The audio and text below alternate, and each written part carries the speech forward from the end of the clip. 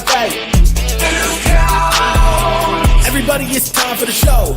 2 count, we about that go. Best in the Midwest, and we up next. Go and ring the bell, ref, cause here we go. Comedy meets wrestling. Yeah, we doing our own thing. Squared circle and a microphone. 2 count on everything. Can you smell what we're cooking now? Other shows, they ain't got that style profile. And while we strut, arm raised with 2 fingers up. JR, Big Ace, Tommy 2, they something else. This show be dynamite. Next level, top shelf. I'm like, ah. Welcome to the show. 2 count. Welcome to the show.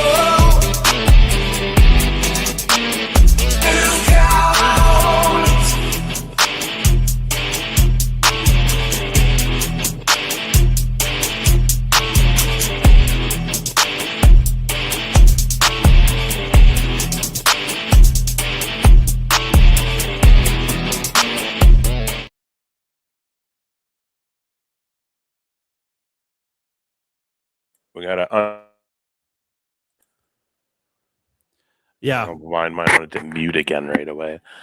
I don't want to talk a lot of smack about StreamYard because we've been using it for years. But this whole fucking muting us when we start the show is getting pretty old. It is. We try our best to go for everybody, and then we got this weird shit that it happens. I'm pissed off. You're pissed off. JR isn't even here. Whitney's dead to us.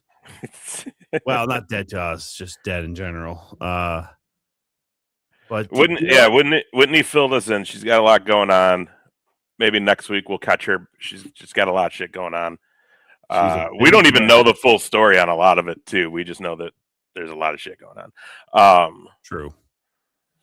I've been sick the last 2 days, too, so I'm, like, pretty low energy right now, just so everybody knows.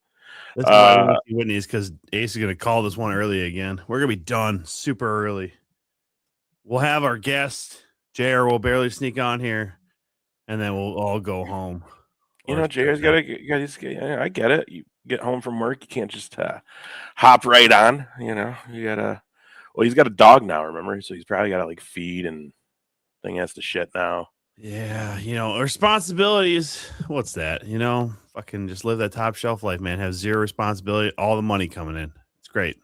Is that what's going on? Yeah, man. I make all of the cash, baby. Oh man. Hey, what's crazy is we're literally almost like a month out from our golf trip, which is gonna be fantastic. It's gonna be great. It's gonna be a lot of fun beating up on all you motherfuckers on the golf course. That's what everybody says, and then we get down there and it's like, oh fuck, these courses are actually hard. Except Margaritaville. I don't know what to expect. We ain't never played Margaritaville. So hey man. All I know is if there ain't Jimmy Buffett being pumped out at every tee box, I'm gonna be pissed. Yeah, right. You got it. If it's tacky like that, man, you gotta have speakers everywhere just fucking playing the shit out of some Jimmy Buffett. I think that whole resort, I think they actually have like an indoor water park too. So if it rains and we actually can't golf over down there, we're gonna just go find a lazy river there at Margaritaville, I guess, and just fucking waste away. It's just so funny. We've driven by the course a million times. Like the clubhouse is literally on like a main drag road, and it always, like, I think you have to park across the street and like cross the busy road to get to the clubhouse. It's one of those things where it's just like, I wonder what that course is like. But there's always people playing it. So, always, yeah. But let's get into it, man. This is gonna be a good show. We got a great guest we're gonna dive in with, and then it's WrestleMania week. Happy WrestleMania week, everybody. Happy WrestleMania week. It's weird that you would call him a great guest. I would call him a great guest. It's weird that you would. Just because I know how much, not animosity, but maybe some disdain between the two of you. Yeah, I mean, like, you're the kayfabe king on this show. Like, you're the one that tries to keep it alive the majority of the time. I'm too lazy for it right now. I'm exhausted. So I'll tell you what. The thing is, it's fun because that's what's great about what we do in this world of wrestling. This crazy carnival circus that we do is you get to do things and be things and act things that you wouldn't do in real life. So like, it is fun that like one of my favorite people to be at shows with that just will talk shit to me, during the show because it's calling for it, is this guy, and he's good at it and it's fun. So, but yeah, we're gonna bring him in here. Also, dude, he's probably one of the favorite guys around this area too because he always brings his dog with him. And I mean, that talk about a mood changer when you walk into a wrestling show and there's a dog chilling, and like. Dude's total locker room leader, that dog. But let's get into it, man. We got him out here. Let's go. Dan, what's up, buddy? Yeah, we survived. Nothing blew away. I think Tom maybe got it worse than me, actually. We didn't get shit last night. No, there was nothing up here. Oh, okay. Well, then I guess we got it, but we didn't Fairbolt got golf ball size hail? Yeah. Yeah, we didn't get that. But anyways, let's bring him on here. We're going to welcome JR to the show. As we do that, we're going to welcome our guest, Mr. Mason Greyskull, everybody. That's right. What's going on, guys? There he is. JR is going to get you on the top there. Dang it. I put it on the wrong thing. Get Tom off of there. There we go. Now we're talking. Guest on top. Guest on top. How you doing, good sir? I'm doing pretty good. What about you guys? Hey, we're here. We're alive. It's WrestleMania week. It's a beautiful thing. It's crazy. It's been 2 holiday weekends, especially for Tom and I, right? Like we had Masters this last weekend, which consumed my whole week, and now it's WrestleMania week and weekend. So it's just man. And then we start getting back to action here soon. At least Tom and I do. I don't know, Mason. This guy has been crazy busy. I don't know if you guys may have seen him doing some stuff with TNA Impact. You may have seen him on a few episodes. As well as, dude, this guy's just killing it, working all over, flying, driving, and just making towns. Dude, it's been fun to see. How busy have you been lately, though, man? Like, it seems like this year you're just booming out. It's been insane, man. Honestly, you were just talking about WrestleMania weekend. This is the first weekend of the year I haven't had a show to go do. Oh, wow. So I'm going to enjoy it. I'm going to let my back heal up a little bit. But yeah, I've been going since January 1st, at least one show every weekend. And there's no stopping. I mean, there's a couple gaps in the schedule, like in August, September, but I'm sure those will fill before the time comes. I'm just trying to stay as busy as I can, man. Dude, that's crazy. Now, I mentioned it before because JR, if you guys haven't heard, just got a brand new puppy. And me and Mason were just down in CW. We talked about it a couple episodes ago. We were just down in Oskaloosa a couple weeks back, having a good time. There may be some photos floating around online of it, but like you walk in and right away you see Mason, you see the puppy. You got to remind me his name. I forgot. Mr. Pants. Mr. Pants. Nice. He hogged the spotlight on the podcast pre-show. Yeah. Yeah, with our friends from Shotgun and Card Subject to Change. It's first of all, like the only time I would ever hear this dog get a little whiny maybe is like if Mason was like out of sight for like more than a few minutes. Then he's kind of like, hey, wait, where's Dad? But other than that, oh my gosh, such a well-behaved dog in a chaotic atmosphere. Yeah, he's used to it. He goes to, I mean, unless it's a brand new venue or it's maybe the first time I worked at a promotion, I bring him. Other than those few exceptions, because I want to make sure it's cool with like the building owner or whoever. But he's used to it, and he's used to. He went all the way to Boise with me last month. We drove that one. Oh, how was that traveling that with the dog? It was all right. The weather didn't cooperate the first day. That was a rough trip. Like I think we made it to Cheyenne the first day, but after that, everything kind of let up. He was fine. It just takes a little longer because every time we stop for gas, he's got to sniff around and make it his own little adventure. But we got there. We did the show, and then we drove 2 days back. How old is he? He's maybe a year and 4 months. Oh, wow. Okay. Yeah.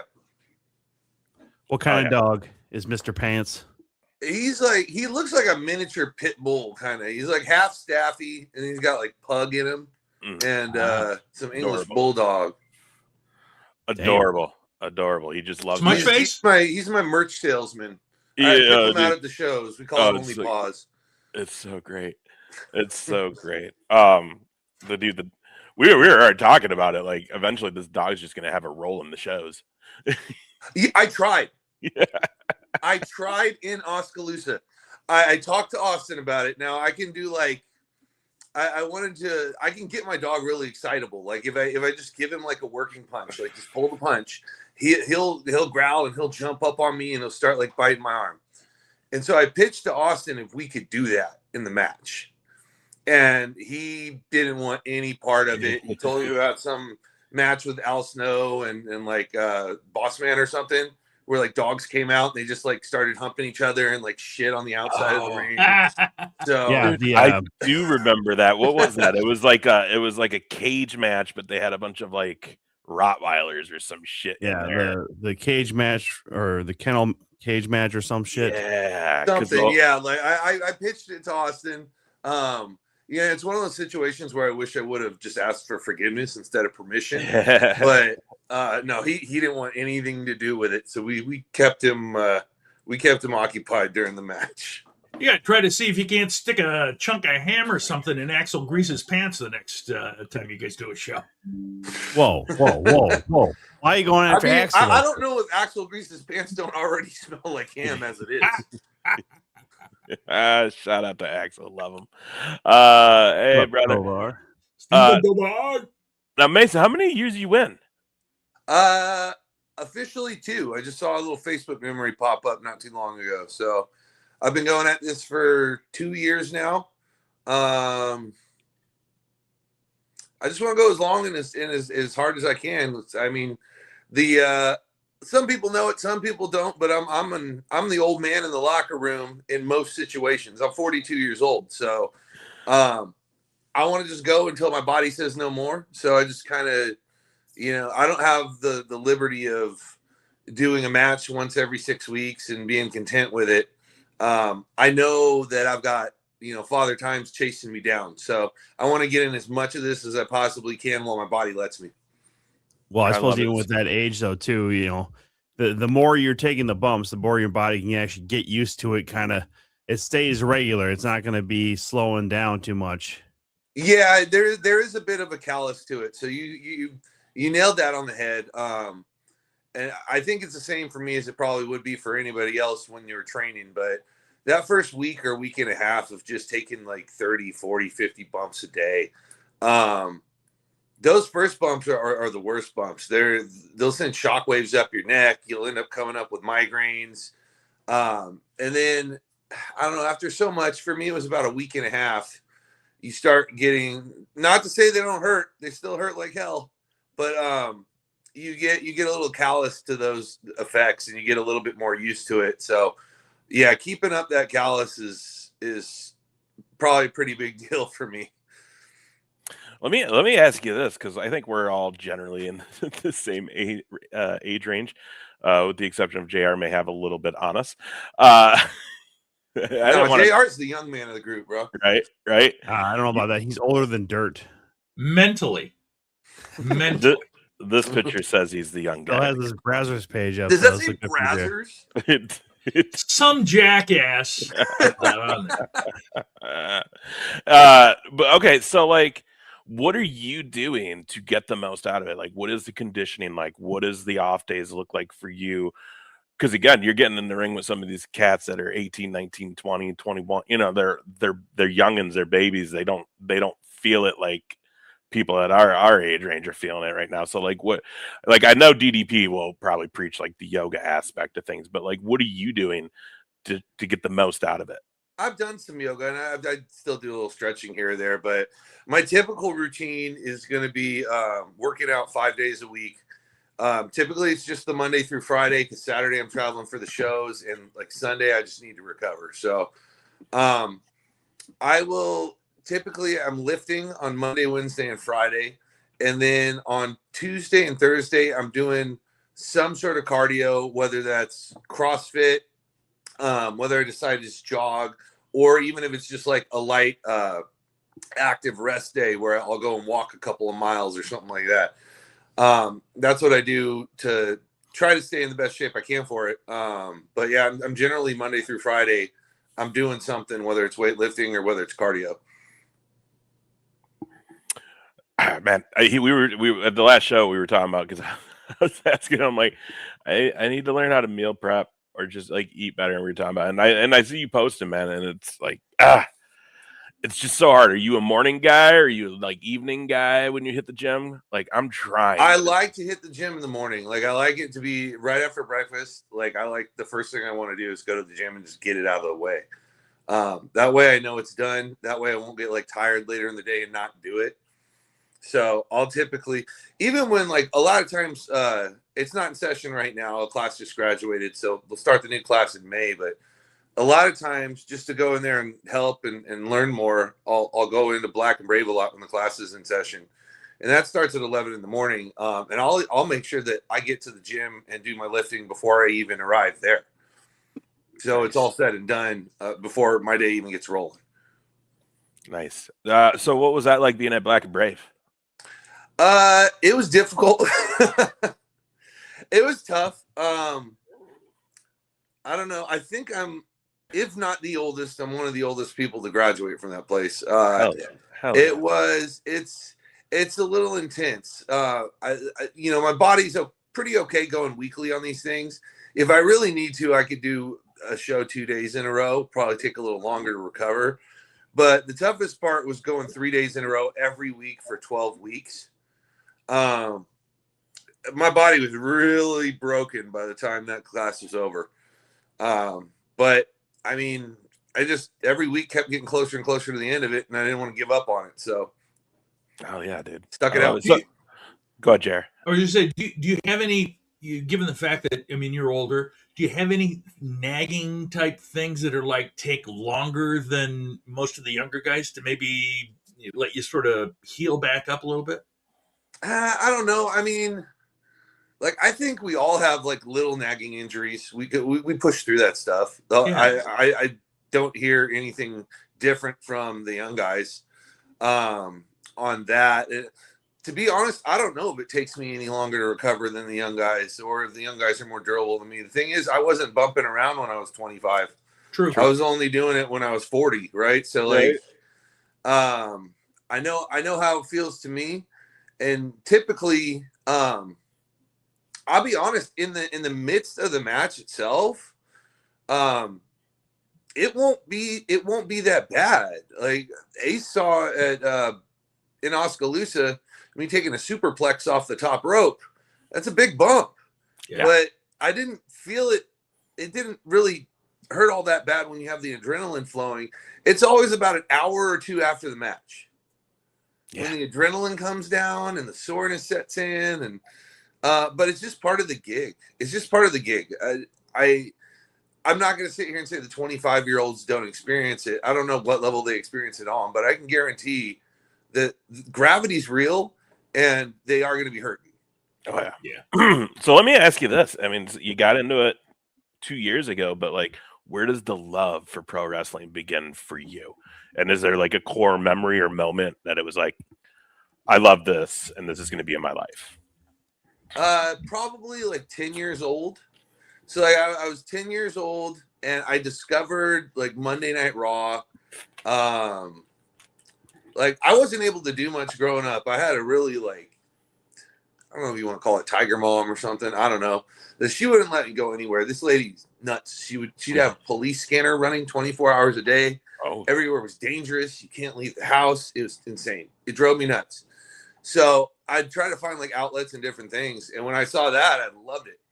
I loved it. Like they would try to put me to bed at like 9 o'clock. And I'm like, that's when Raw starts. Like, fuck you. Like, I'll sit on the edge of my bed with the volume knob at 1 in my ear right up on the receiver. And I would do that. And I fell in love with it then. I wish I would have done it when I was younger. I spent a lot of time in my 20s and 30s drinking a lot and doing a lot of drugs. And I just was not able to. Those things just don't go together. Yeah, right. But when I sobered up when I was 38, I'm just going, well, at my age, it's now or never. I better get in the gym. I better get in shape. And I got to make a run for it now, because if I want to wait 5 or 10 more years, I don't think it's going to be possible. Yeah. Where'd you grow up? In California, in the Bay Area. A little town called El Sobrante. It's kind of out by like Berkeley. Okay. Okay. So yeah, your mom probably should have had the scanner running out there, right? Yeah. It's funny you say that. When I moved to Iowa, I think I was like 2 months into my move to Iowa. And I was like thinking, like, what's different? Something's different out here. And then one day I heard a helicopter, and I'm like, oh yeah, I haven't heard one of those. I'm used to like going to bed to that noise. Oh man. So wait, did you move here for the school, or did you move here way before that to the Midwest? I moved here a couple years before I went to the school, but that was part of it. But I wanted out of California. I just wanted out. It's not a great place to live. Everything costs a fortune, and it's only going up all the time. Mm-hmm. People are just angry and assholes everywhere you turn. If you start a conversation with someone, the first thing out of their mouth will be like, "Why the fuck are you talking to me?" Like, that's California. So I just didn't like. People were much nicer out here. Life slowed down a little bit up here. One of the big things was I was able to sell my house in California and just buy a house here, because the equity from the house in California was more than enough to just purchase the home. Man.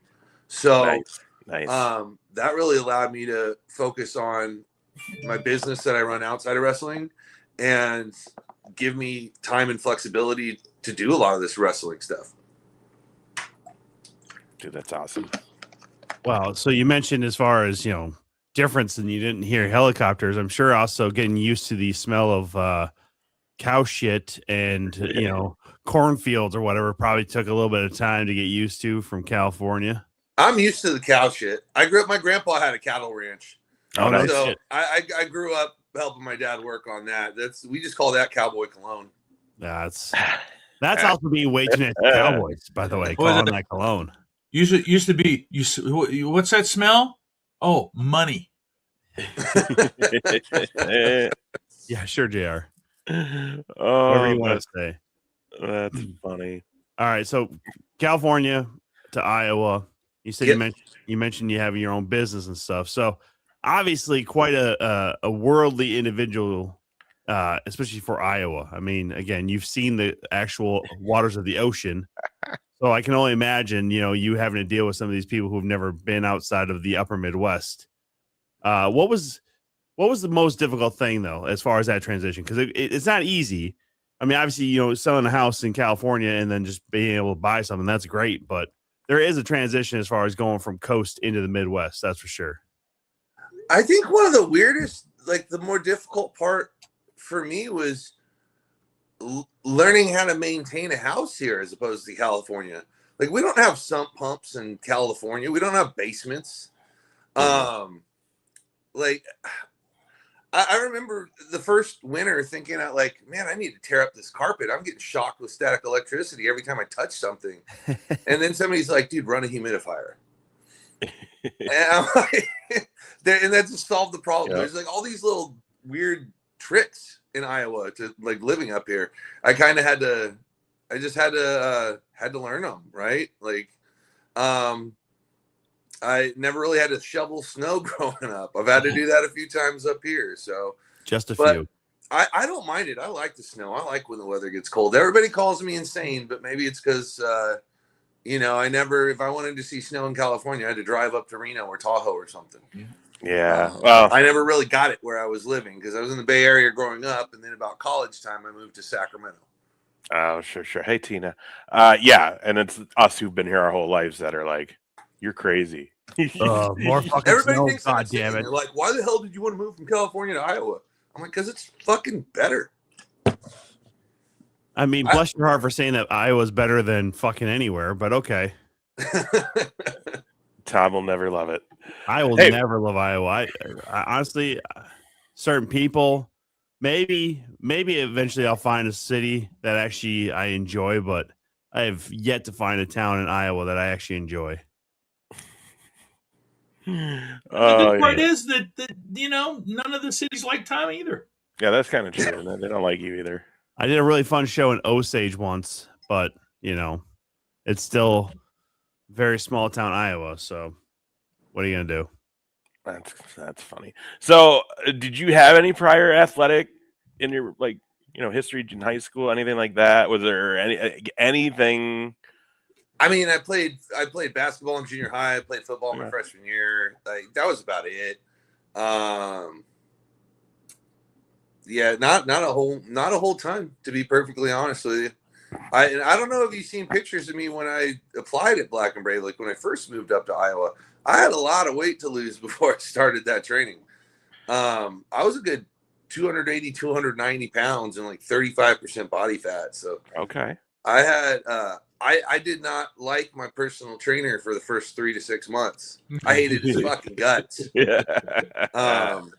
But I don't know, somewhere around 6 months in, I started loving it. Yeah, what would you say would contribute the biggest thing to that? Is it like just the discipline of doing it? Yeah, the first like 3 to 6 months, I remember I had to tell myself like I hated it. Like I was mortified by going to the gym. I had to tell myself, you know what, just show up, just go there, just physically go and walk in the door. And like if you're still feeling half-assed a few minutes into the workout or whatever, like you can give yourself some grace and leave. But I never would, because then I'd be in the middle of it. Right. So I just had to tell myself to show up. Like you've got this goal of doing wrestling in mind. Like I can't cheat myself. I have to get the work done because I have to be as prepared as I can to start this school. And I've seen people come through the school that are in the situation I was in, that are coming in like real heavy, real immobile. And a lot of them quit. Some of them have the heart to stick it out, but they have a real rough time during that 12-week period. So I'm glad I at least got the weight off,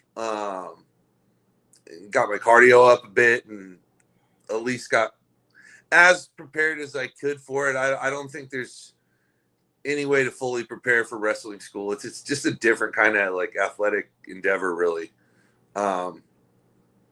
It doesn't really compare to anything else. Yeah, you're 100% right. I think that's why we see a lot of these like college athletes who don't go pro. They're like, I'll go to the performance center, I'll run, and then like they drop out. And it's very different when you have to like work out and you're working through like pain and these little quasi injuries, and at the same time you're bumping and you're getting the wind knocked out of you and you can't breathe, and you're like it's hard to describe it. There's nothing that's exactly the same as training inside of a ring. Yeah, 100%. So you're 2 years in. How has the evolution of Mason Greyskull been going? And like, what have been some of the things you've been really working on? And I already seen the promotion game from you in the marketing. Like that is the one thing that anybody who's new that are coming into this, it's like learn how to market yourself. Yeah, I mean, I try to do as much as I can, especially with merchandising. Like lately, probably the past 6 months or so, I've actually been making money doing wrestling rather than losing money. Hell yeah. And that has a lot to do with the merchandising. I opened the merch store online. I have a bunch of different options of merch live. I have a big, huge, fucking gaudy banner that I put behind my merch table. That's taller than I am. I bring my dog as much as I can just so people come to pet him, and then I can tussle some merch. That's how I get by. The thing, I've been trying to do it more, but I need to do like more social media, like content creation. It's just a pain in the ass because I have to like remember all the clips I want to get throughout the day and pull out my phone and do it, and then do editing when you get home. And it's like, people don't realize sometimes it takes like 3 hours of your time to post 2 minutes of content. We talk about it all the time. We're like, and Tom and I specifically, when we're doing like APW and we're driving down together, it's like, we should really be like filming things and like making clips out of this. Or like I seen you just posted like kind of like a day in the life vlog, and like you see people who do that, like Shaz and McKenna is doing that a lot right now. Like, yeah, we talk about it all the time, but it's just like, God, I got to remember to film at this point. I got to remember to get a shot of this. Yeah. Then I got to remember to put it all together. And then it's just like, yeah, you're talking like 3-4 hours.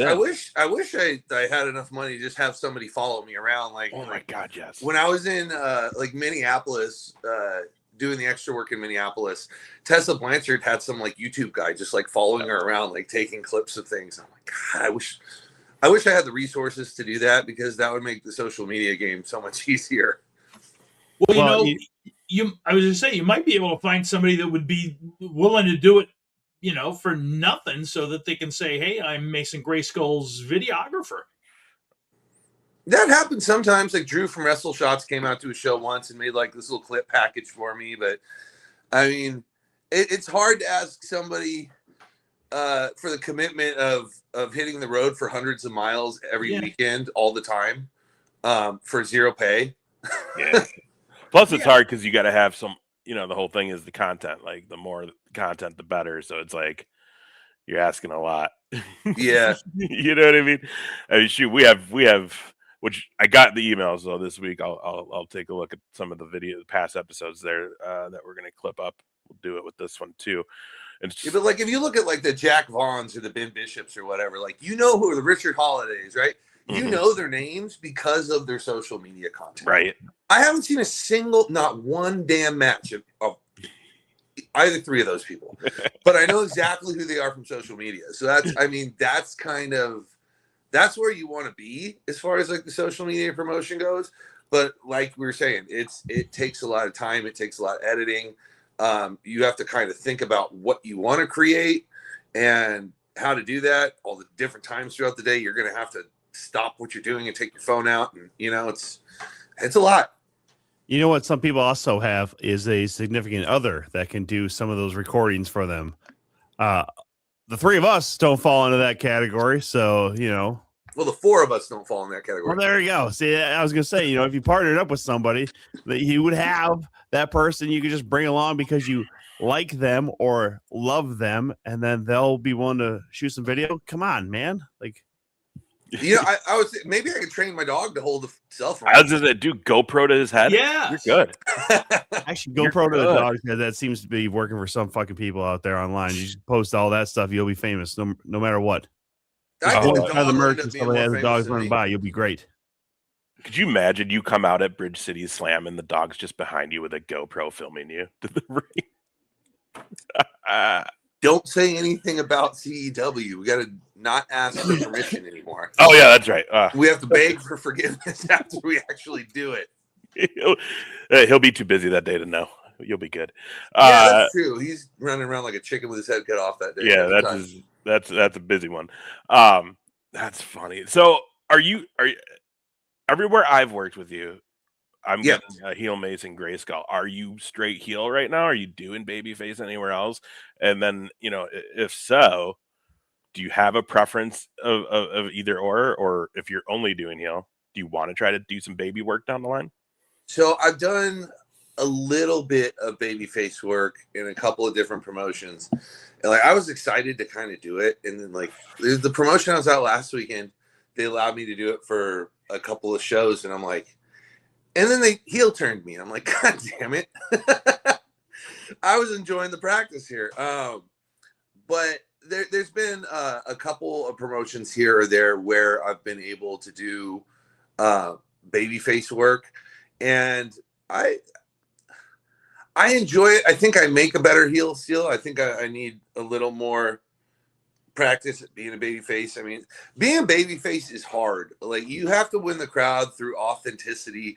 I hate the guys who come out and they go, come on. They just start clapping for the crowd. Yeah. Like it's just cheap as hell. Or they just get up there and scream like, let's go. No. And then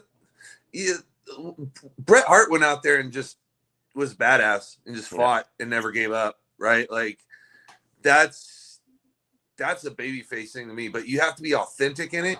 And you have to, and they have to like buy into your authenticity. The crowd has to connect with you in a certain kind of way. And that's difficult to do. That's difficult to do because there's no making mistakes. Like the other week in Oskaloosa, I don't know if you noticed, Ace, but when I was entering the ring, those little steps fucking slid out under my feet and I almost bit it. You too. And that's okay because I'm a heel. The crowd's laughing at me and all that. That would have been mortifying if I was a babyface. Well, I was mortified. I almost did it going in to open the show. Clint almost got a nice photo of it. Yeah. See, it's mortifying on two different levels. If you, again, Mason, if you were a face, yeah, it'd be mortifying. But also, you could always just be like, "Hey, hey, somebody secure those. We don't want anybody getting hurt, right?" Like you say that. But if Ace goes down, he might just be down, and then just I'll die. I'll be dead. Like, y'all have to roll me in back and give the mic to someone else. So I want to go back and touch on something real quick, Mason. You mentioned that you've been doing pretty well with the merchandise. What's the hottest seller that you got, by the way? It's probably either this design that I wear out to the ring, Right. or either that or the what do you call them? The baseball cap or whatever. Okay. Are you designing your own stuff, or you got somebody else doing it? I have some of the stuff I've designed. Some of the newer stuff that's selling well, I went and got a graphic designer. The same one I actually asked, because I saw Tori Fox when she made her first T-shirt. I was like, "That's dope! Like, who did that?" And she hooked me up with the guy. So I had to make like this design. I had to make the design that's on the blue one. I had him design my hats and my trunks. So I just kind of hit up a graphic designer, and so, it's a couple $100, but like for a few items, but it's been well worth it. Yeah. I think that's probably part of it too. Is you mentioned that shirt you're wearing right there. That looks like something you'd find on like WWE shop, where it's because honestly, no offense, from the angle you're at, it looks like a Luke Gallows shirt. Just saying, the bald head and the beard. My face is on it, man. I know, that's what I'm saying. It kind of looks like a Luke Gallows because you're tall and bald and with a beard, man. I'm sorry, I'm not trying to be a jackass here. Like a way better in shape Luke Gallows. Hey, that's actually true. Yeah, that is true.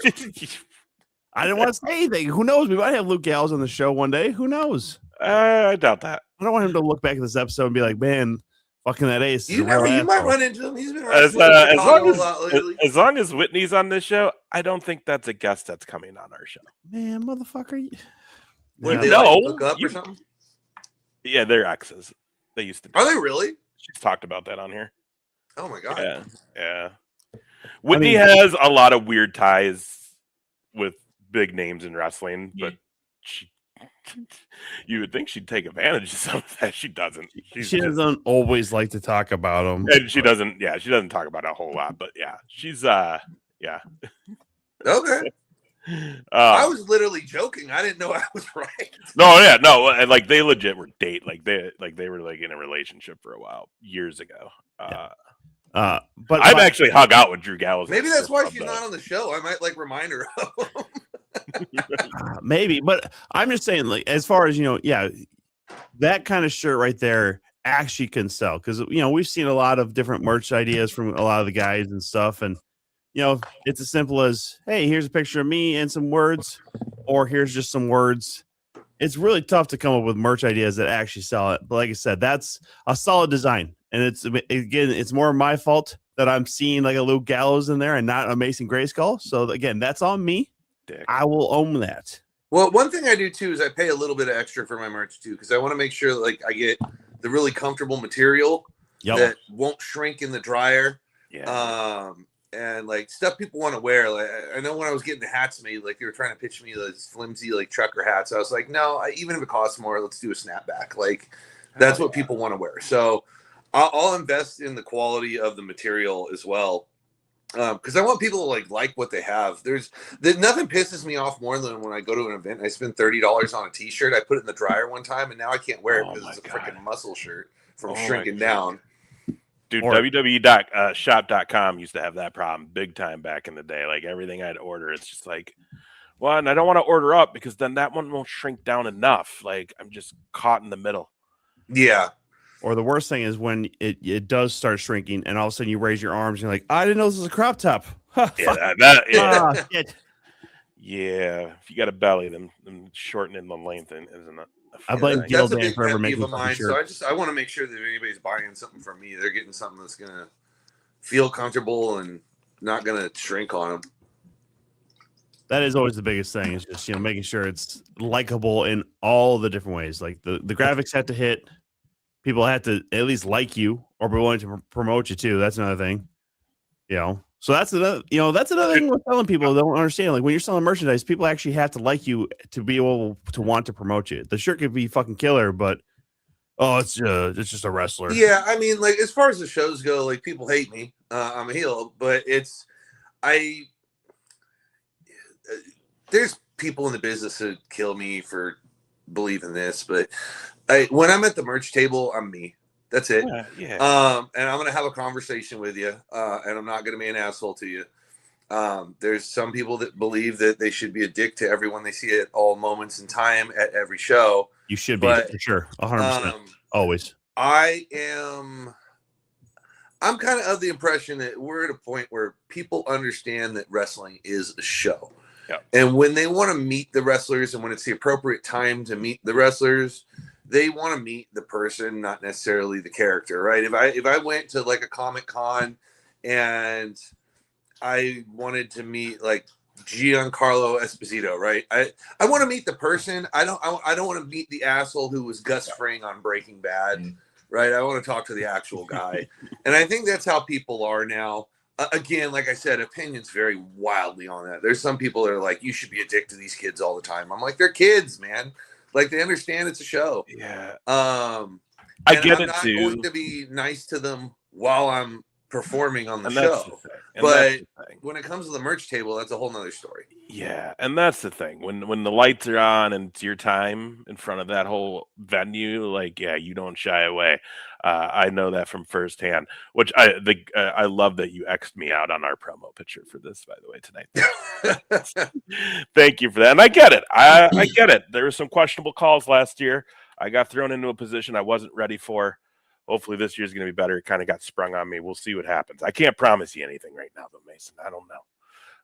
The CW's. Well, what do you got for me in Delta, man? Can you make that announcement or what? I can't make any announcements. I don't.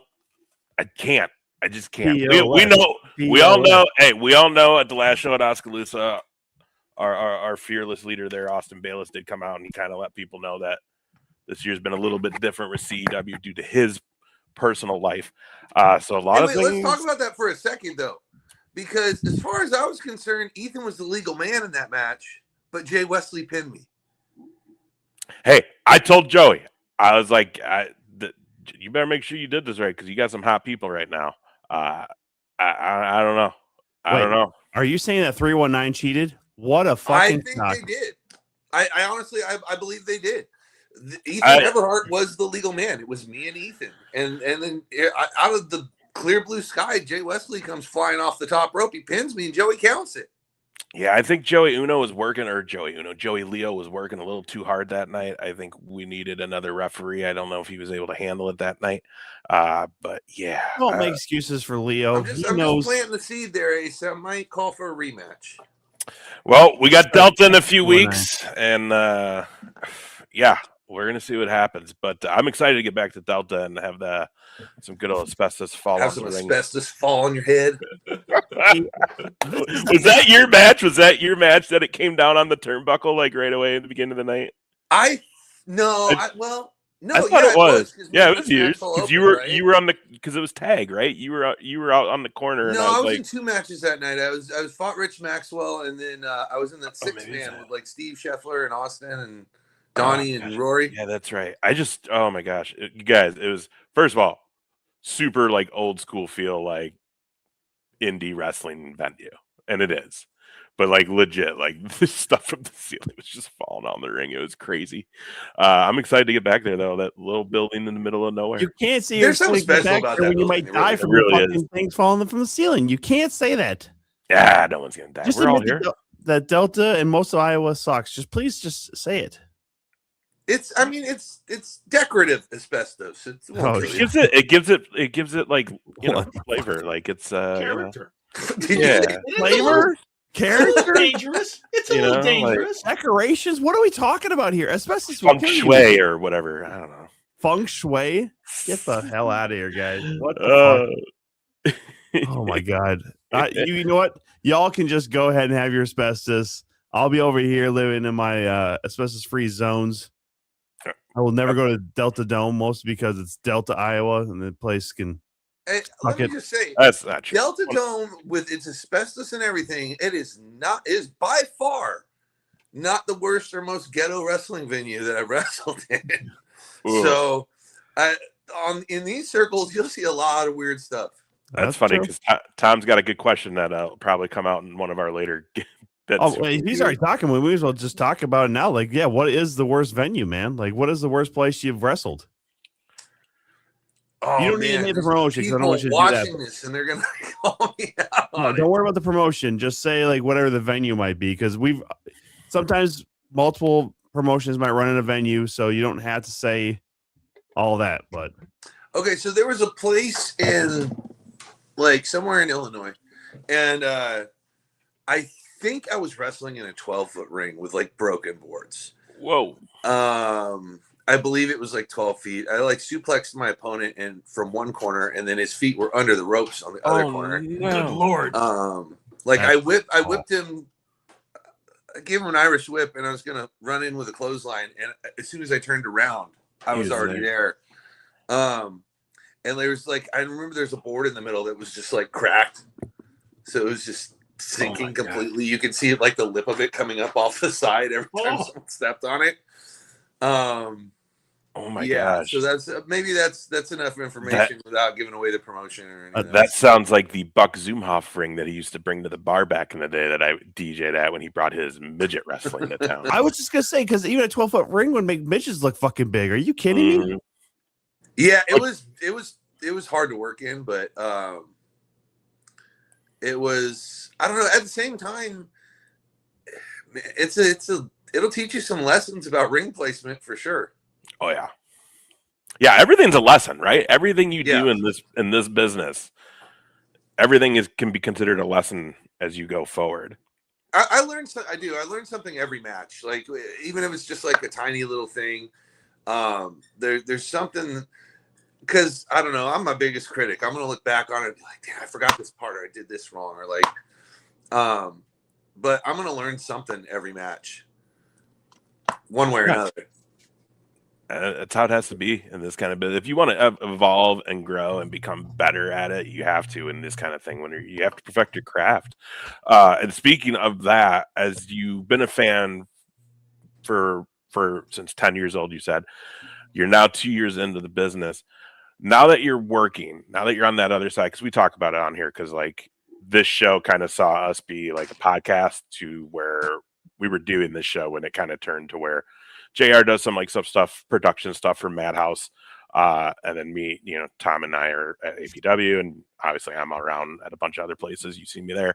So like we always talk about how that's been different from being just a podcast to where then all of a sudden you're now behind the curtain. You're in the world of it now. You're not just kind of on the outside looking in a little bit. I feel like podcast is a little bit of a bridge, but you're not fully in. You know what I mean? So it's like it's a different thing. But like as you've been going on now, what are some of the things you've taken from being a fan of wrestling? Like who are some of the people you've taken some things that you're kind of like, okay, I like a little bit of this. We heard you talk about Bret Hart. Is that somebody that you've kind of like, I don't want to say like you're modeling after, but like you've maybe taken a thing or two? And who are some of the other people that you've looked up to in this business that as you're going, you're maybe kind of looking how you can interact with some of that? So, it's the way it is for me, and it might be this way for some other people too. And sometimes it depends on size, speed, mobility, whatever. We all have our physical limitations, and we all can't do every move under the sun, right? There's some stuff that we can't do or pull off or doesn't work because of our size or whatnot. So it's not necessarily like, one of my favorite wrestlers was Shawn Michaels, but you're not going to see a guy like me out there wrestling with Shawn Michaels. It's not going to work. So I try to model some of my stuff after and things that I think are going to work. Like I'll model some of it after I've watched a lot of Diesel matches. I've pulled up a lot of old Big Daddy Cool Diesel matches. And then sometimes I just see like something happen on a show and I steal it and I try it. Like, I don't know. You seen the the deal where I kicked Ethan in the face, hopped over the ropes, and shot him back in. Like that's something I saw at one of the extra tapings, and I'm like, I'm taking that. Yeah. Like I like how that looks. I don't think I'm too big for that one. But I just try to stay in. I mean, I'm also a heel, so like I want to have like a slower, more methodical working style. So I just kind of take stuff like that. Some of the bigger guys, I don't tend to look at like guys like Kane or Undertaker because their movesets were so well known that they almost become predictable, right? Yeah. But I try to operate a little bit more like a bigger guy. And compared to some of these guys on the WWE, I'd be the small guy. But when I get out there, I'm typically most of the time I'm the biggest person in the ring for the grand majority of the time. So I try to make sure that I'm playing that role. And it's hard to see when I'm standing right across from somebody.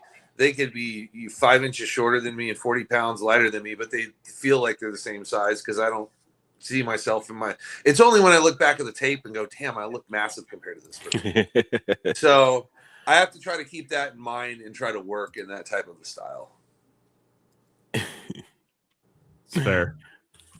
I mean, and you're right. Like, yeah, Diesel has a different set, than a lot of people did, especially that size. But yeah, smart man.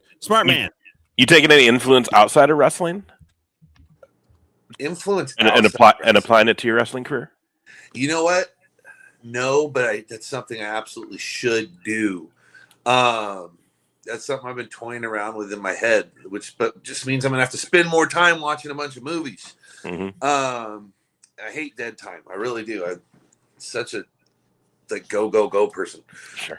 But some sort of like pop culture character. I needed somehow like find something I like or something that's relatable and like blend it into the character a little bit. But that can be tough to do. I mean, I've got to find the right. I really just got to spend time freaking doing it. And just like forcing myself to watch all these popular, like whatever, Avengers, this, that. Like, I just don't. I'll sit and watch maybe an hour of TV at night when I'm done doing stuff. Like, I don't see a lot. So I just need to force myself to do it and find something that's like popular out there and kind of maybe bridge some aspects of it into the Mason Greyskull character. Hell yeah, dude. Obviously, you said that's something to work on, but like, do you got any like dream matches or goals that you got on the list that you're trying to track down here in the next couple of years? Oh man, that's a good question. I haven't really even thought about dream matches, to be perfectly honest with you. I've been in such like a go mode to where I'm just kind of like, if it's gonna happen, it's gonna happen, right? Like, I know I'm 42, and I see guys all the time, every week, that are in their 20s that are so concerned about making it to TNA or AEW or WWE that they're like, oh, I want to fight this guy. I want to work for this promotion. I want to hit here. I'm kind of just letting it come, man, because I know I'm not gonna be. The odds of me being a wrestler on any one of the three promotions I just listed are, I don't even want to say slim, probably zero, right? I'm 42. If I got good enough for that, how old would it? 45, 46, 47? And how much life would I have left in this type of work? So I don't put that pressure on myself, and I just try to enjoy what comes my way. I can't really think of dream opponents per se. Just the best dream opponent is the one you work well with in the ring, to be honest. There's some people that I just get in the ring and it flows, and there's some people I've had to muscle and toss around like a rag doll because they just can't get in place. But oh man, I'll just take what comes. I'm grateful to be doing it. I love that, because that's another thing Tom and I will talk about in the car, right? Because like we're all in the same locker rooms at these shows, and you see these guys, and it's just I got to get here. I got to work with this person. I got to get here. It's all a part of me trying to get to this next thing. And like for me, because I see other ring announcers in the Midwest and just in the indie scene that do this, and maybe I should push myself a little bit more. But also, I'm 43, about to be 44 next month. I'm fully aware I'm not what any major wrestling TV company is looking for as a ring announcer, because I'm old and fat. Like maybe 20 years ago, when I had a possibility, I should have did it. I didn't take my shot. That's on me. But now I have more fun because of it at these shows. I don't get stressed out about like I need to get more bookings or anything or worry about it. I can go and just have a good time and be like, let's just put on the best show we can, everybody, tonight. Do you feel you have that freedom because you kind of like, I'll take anything that comes my way because you're just trying to get the most out of it? To be honest, I'm just having fun. Yeah. That's it. That's it at the end of the day. I want to enjoy it for as long as I can, but you make a great point. I was talking to I don't know, you know, Matt Mayday Crotch. He's one of my coaches at Black and Brave. Okay. I was talking to him the other day about you know, the next time I go and I decide to go and do some TNA extra work, I was asking him, you know, would it be a good idea? And he said, yeah, just to go talk to the guys who are in charge and be like, hey, you know, it's cool to do this extra work and stuff, but and I'll do some if you want me to do it, but is there anything I can learn backstage as far as production goes, or this or that, or can I be helpful in this way or that way? Because I may have, you know, there's a lot of different ways to make a living in wrestling. Making a living in wrestling to begin with is very, very difficult. To have wrestling be your only income stream and survive comfortably. But to open myself up to backstage behind the curtain type of things could potentially give me an avenue to where down the road I could make a living off of wrestling behind the curtain, behind the camera, doing something else. And I'd be just as happy because I'll tell you what, it wouldn't feel like work. It would feel like fun. Dude, that's how, and we see that. Look at Adam Pearce, Scrap Daddy on Raw. Like he didn't wrestle for WWE, but guy's on TV and he's making work. So you never know what's gonna come. I love that. I love it. Let's get into our first segment here of like, where is it? Field speed round. Yeah, let's do it. So Get ready for the rapid fire speed round.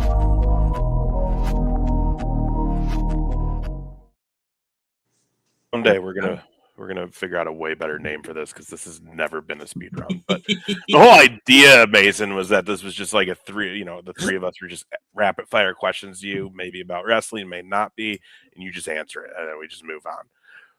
We're old, so we get to chatty. Once you give out an answer, it's like, oh yeah, and then we all get thrown off the rails usually. But we'll see. We'll give it a shot. But we'll start with Tom, then JR, then myself. Again, just random questions about Mason Greyskull. Yeah, so covered it earlier as far as the worst place or, you know, conditions maybe, but what has been your favorite there he is. location? There's Mr. Hey, Pan. Pop. Yeah, Hey, Pop.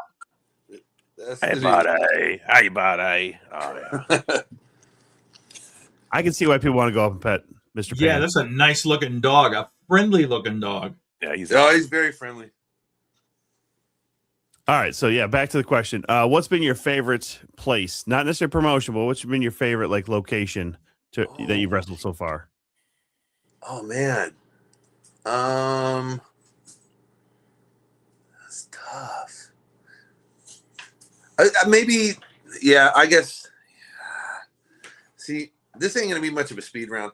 we already know. That's cool. I guess I gotta say Bridge City Slam, but like. Really, it's just when the crowd size fits the venue and the crowd's into it. So, like, those are always the favorite spots. Right. But yeah, I guess Bridge City Slam was probably one of the bigger ones. So I enjoyed the hell out of it. That's a fun place. We like going down there. Can't wait, guys. October 3rd. Get your tickets. They're on sale now. You'll catch, I think, all of us there. I think everyone on the screen right now. You will see. I believe I'm supposed to be there. So, you know, I'll let that secret out of the bag, and now it can sell out. There we go. On the floor? There we go. And then these guys will have their ring crew jumpsuits on again. Yeah, That baby. shit was classic last year. Go ahead, Jared. So you mentioned that you went out to Boise with the pup. So when you're out making these shows and have to travel, what is the one comfort thing that you're like, I cannot leave home without this? Oh, okay. Oh, I always bring the massage gun with me. There you go. That's all. That always comes in handy. Uh, there's not. God, there's really not anything like. I don't have like a security blanket or anything that Yeah. I bring with me. Like, I just kind of pack the suitcase with enough clothes and toiletries and go. I guess my wallet, right? I want to make sure I got the money to do it. Oh, yeah. Massage gun is pretty good though. Oh yeah. I bring that everywhere. It comes in handy. Sometimes I'll pull something or I'll irritate a nerve and I might have some tingling down the back of my arm and I got to make sure to take care of that so it doesn't get worse. Yeah. Hell yeah. Also just old man shit right there too. So Yeah, but I'm sure all the young bucks are like, hey, can I borrow that for a minute? sure. Yeah, usually. Right. All right, it is WrestleMania week. So I want to know, Mason Greyskull, what is your favorite WrestleMania moment? Oh man, favorite WrestleMania moment. God, you're giving me way too many freaking options. All right. There's a lot. I mean, you can throw out a couple. It's cool. I think one of the biggest ones that seared in my brain is when Shawn Michaels retired Ric Flair. Yeah. That was just, I mean, it was a hell of a match. The story, just the emotional moment at the end was done perfectly. And I think it happened because it was authentic, man. Shawn really loves that dude. But yeah, there's that, man. Those last 3 or 4 like real Undertaker matches, not like the theatrical with AJ, but like, those couple with Shawn, those couple with Triple H, where all of those were amazing.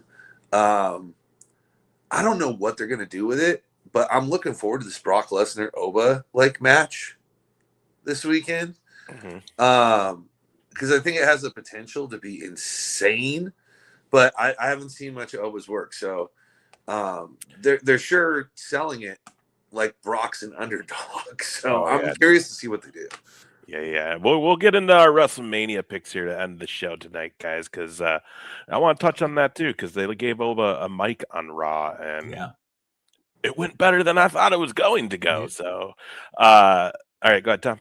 So you mentioned as far as maybe not having a dream match opponent, but you said some of those dream matches maybe were just ones you've had favorite opponents or guys you gel with. Who's 2 of your favorite opponents so far in your career? Damian Saint.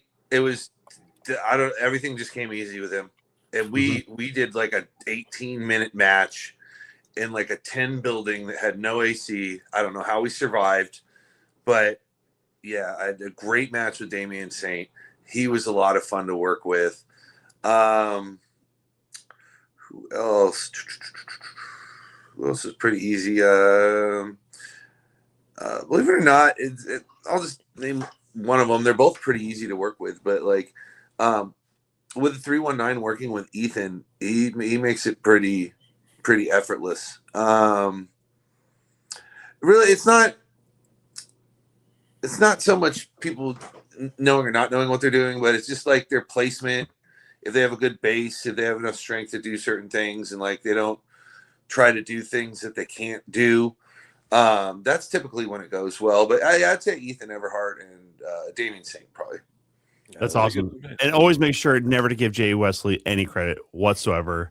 I love Jay and I hate Jay. It's one of those things, but it is what it is. For some reason, we keep crossing paths on this circuit, and sorry about that. I think we're just gonna beat each other's ass forever. Happens sometimes.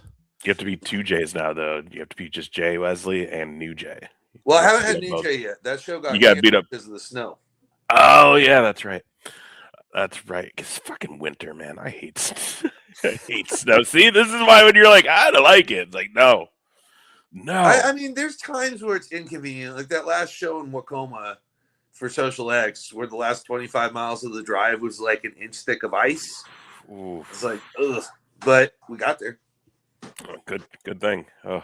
We're already talking about you having some great merch when you're out there. Has anybody had you sign anything weird yet?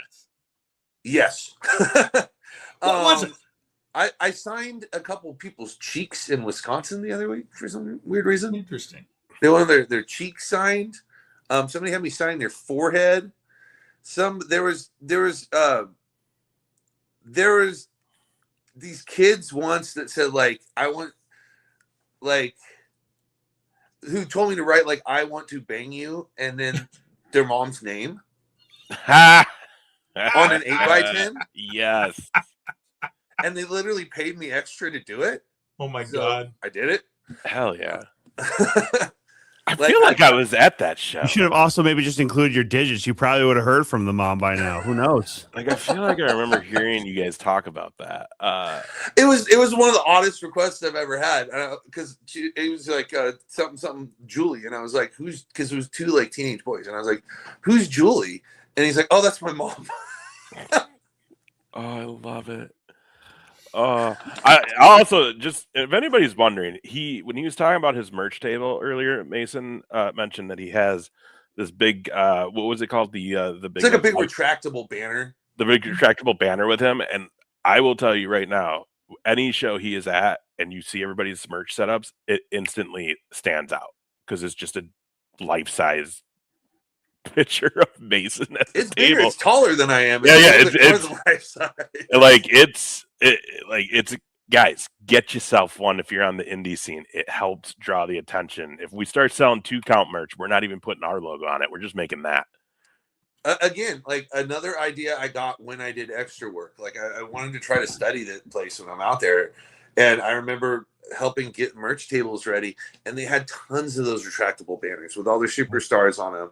And I just thought this can't be that cost prohibitive. Like I'm going to look into this when I get home. Nice. So that's where that came from.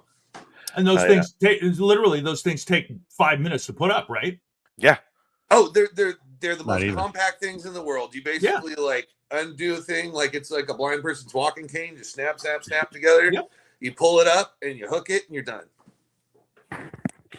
Oddly enough, that's probably how the company got started. Like they just stole somebody's walking cane. Like, you know what? This blind person doesn't need this shit. Let's just oh, it does work. All right. Well, hey, thanks, John. But you know, that's don't cross something the I still road. need to do as a heel. I need to steal a blind person's walking cane. Dude, for There real. we go. There we go. But also, what kind of blind person is going to a live wrestling event? Hey, can you tell me all of the things Maybe that we happen? can stage it. They just like hearing the match. Maybe we can stage it. We can put like Bryce Jordan in some sunglasses and like a red and white cane or something, just sitting in the first row. I don't know why, but I could totally see Bryce doing the whole glasses and cane, like He'd begging, fall over doing it. begging. It would be hilarious. Bryce would love it, man. Yeah, Bryce is cool like that. Oh, it would be so good. I mean, he's not cool with JR, but like he's cool like that. It's been a minute. We don't know how they are. They haven't been together in a long time. Someday we'll find out. All right, next question. In the car, you got a lot of car time. What are you doing? What are you jamming on the radio? What's Mason Greyskull's pick? All kinds of stuff. I have a Spotify list I made that was for the drive out west. So it's like 13 or 14 hours long.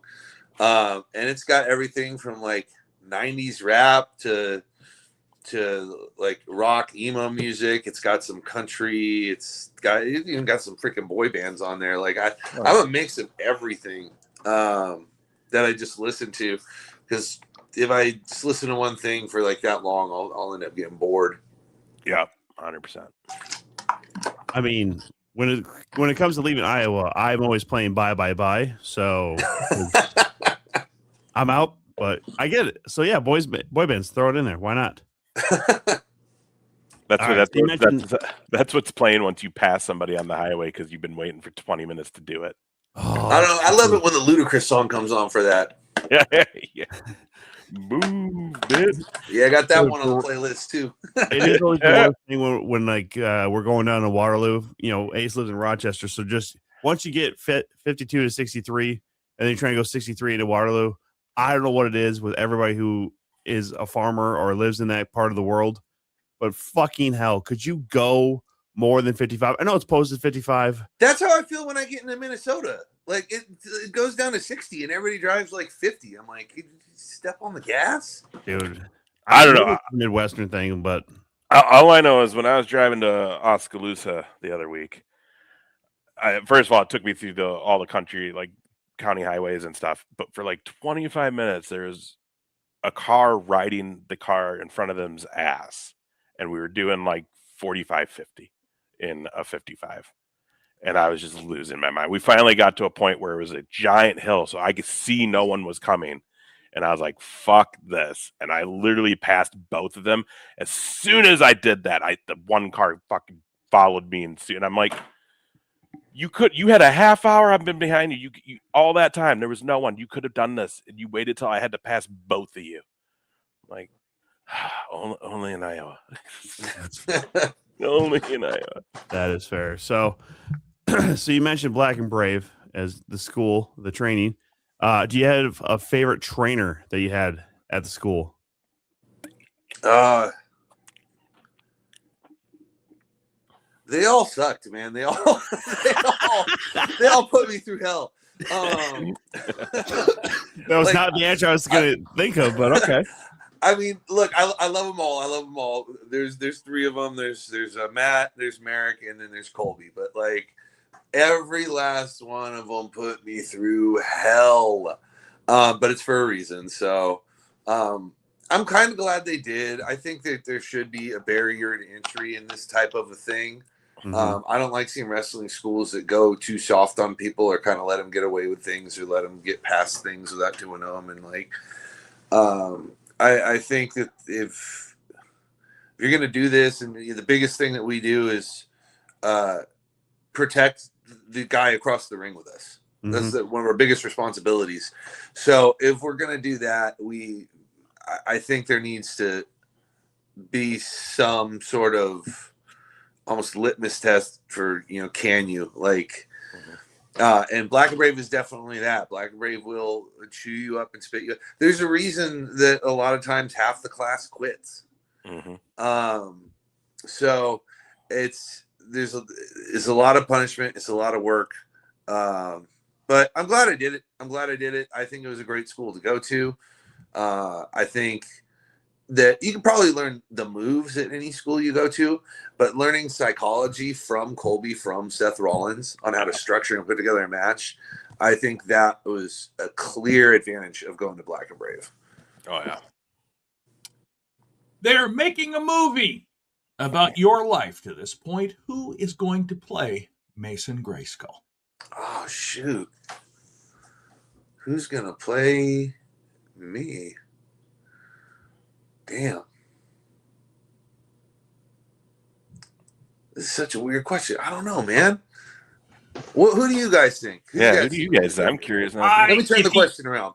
If you could lose the accent, I could see Jason Statham. Okay. Fuck, I was going to say the same thing.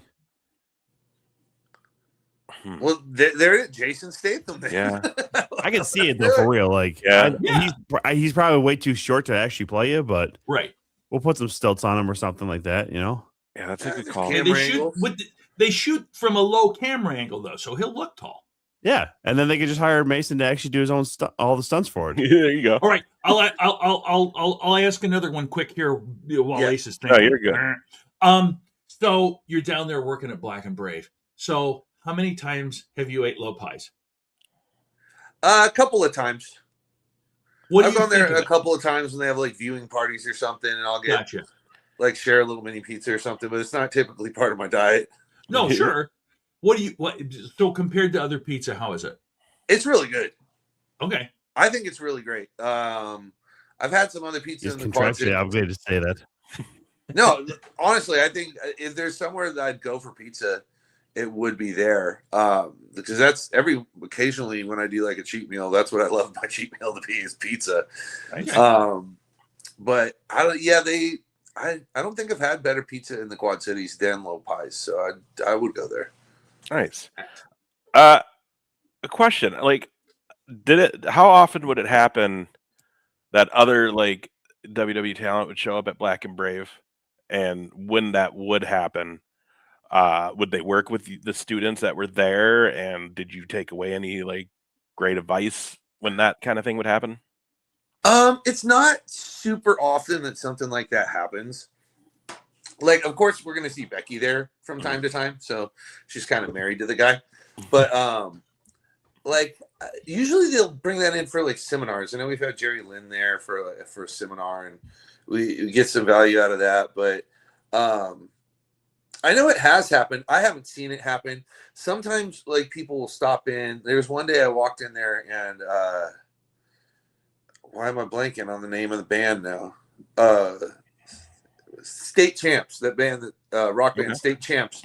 They were in there just messing around and slamming them on crash pads, and they were like giving us some posters and stuff. Nice. But like, we don't have a lot of people. Most of the people who drop in are like crackheads who are poking their head through, like, "What's this?" And we just got to kick them out. Oh, that's hilarious. Good old fucking crackheads. Crackheads. All right, one more round of this. You've been a fan of wrestling for a lot of years. Do you have a favorite faction or stable? Ooh. Damn. Favorite faction or stable? I mean, I guess you're making me think through a lot. I guess I'm gonna just have to go typical and go back to the Attitude era and say DX, man. And probably in all its incarnations, but there was something about the early one with like Shawn and Hunter and China though, where they were just so freaking off the chain. Like when USA sent them a note saying like, you can't have these guys say this. And he like literally goes on TV the next day and he's like, we'd like to apologize to USA for saying bitch, cunt. That like That's so good. There's nothing more gold than that. Like it was just such a good time watching it back then. And wrestling was just crazy. I was a channel flipper during those times. Mm-hmm. Rightfully so. I mean, honestly, the Monday Night Wars were just it was hard not to if you just were invested into just matches. Yeah. It was shortly after I started watching too, because I started watching when I was 10. So like we're talking 1994 or something. So it was only a few years after I started watching that this was going on. And I was like, damn, wrestling is just, if I was going to get bored with it, they made sure I didn't. Right. Dan's got a question. We'll throw Dan's question out there. Have you worked for GLCW or ACW in Wisconsin? I have not worked for either. I worked for River City. And I've been up to, can't even remember the name of it. But I've only worked for River City in Wisconsin. There you go. Dan, if you know some people, tell them. Yeah, GLCW, they have a very big event in December, Blizzard Brawl. It's a lot like Bridge City. It's a lot like Impact's the Hall of Fame weekend. You know, it's a lot of celebrities in wrestling. Yeah, I've seen the flyers for that the last couple of years. Mm-hmm. Yeah. Yeah, it's a big one. We might go eventually. One of these days. We talk about it every year. We're going to go to it one year. Wisconsin in December. You might get stuck. I know. But it's also like we're already in the snow, so it's like as long as we can make it. Yeah.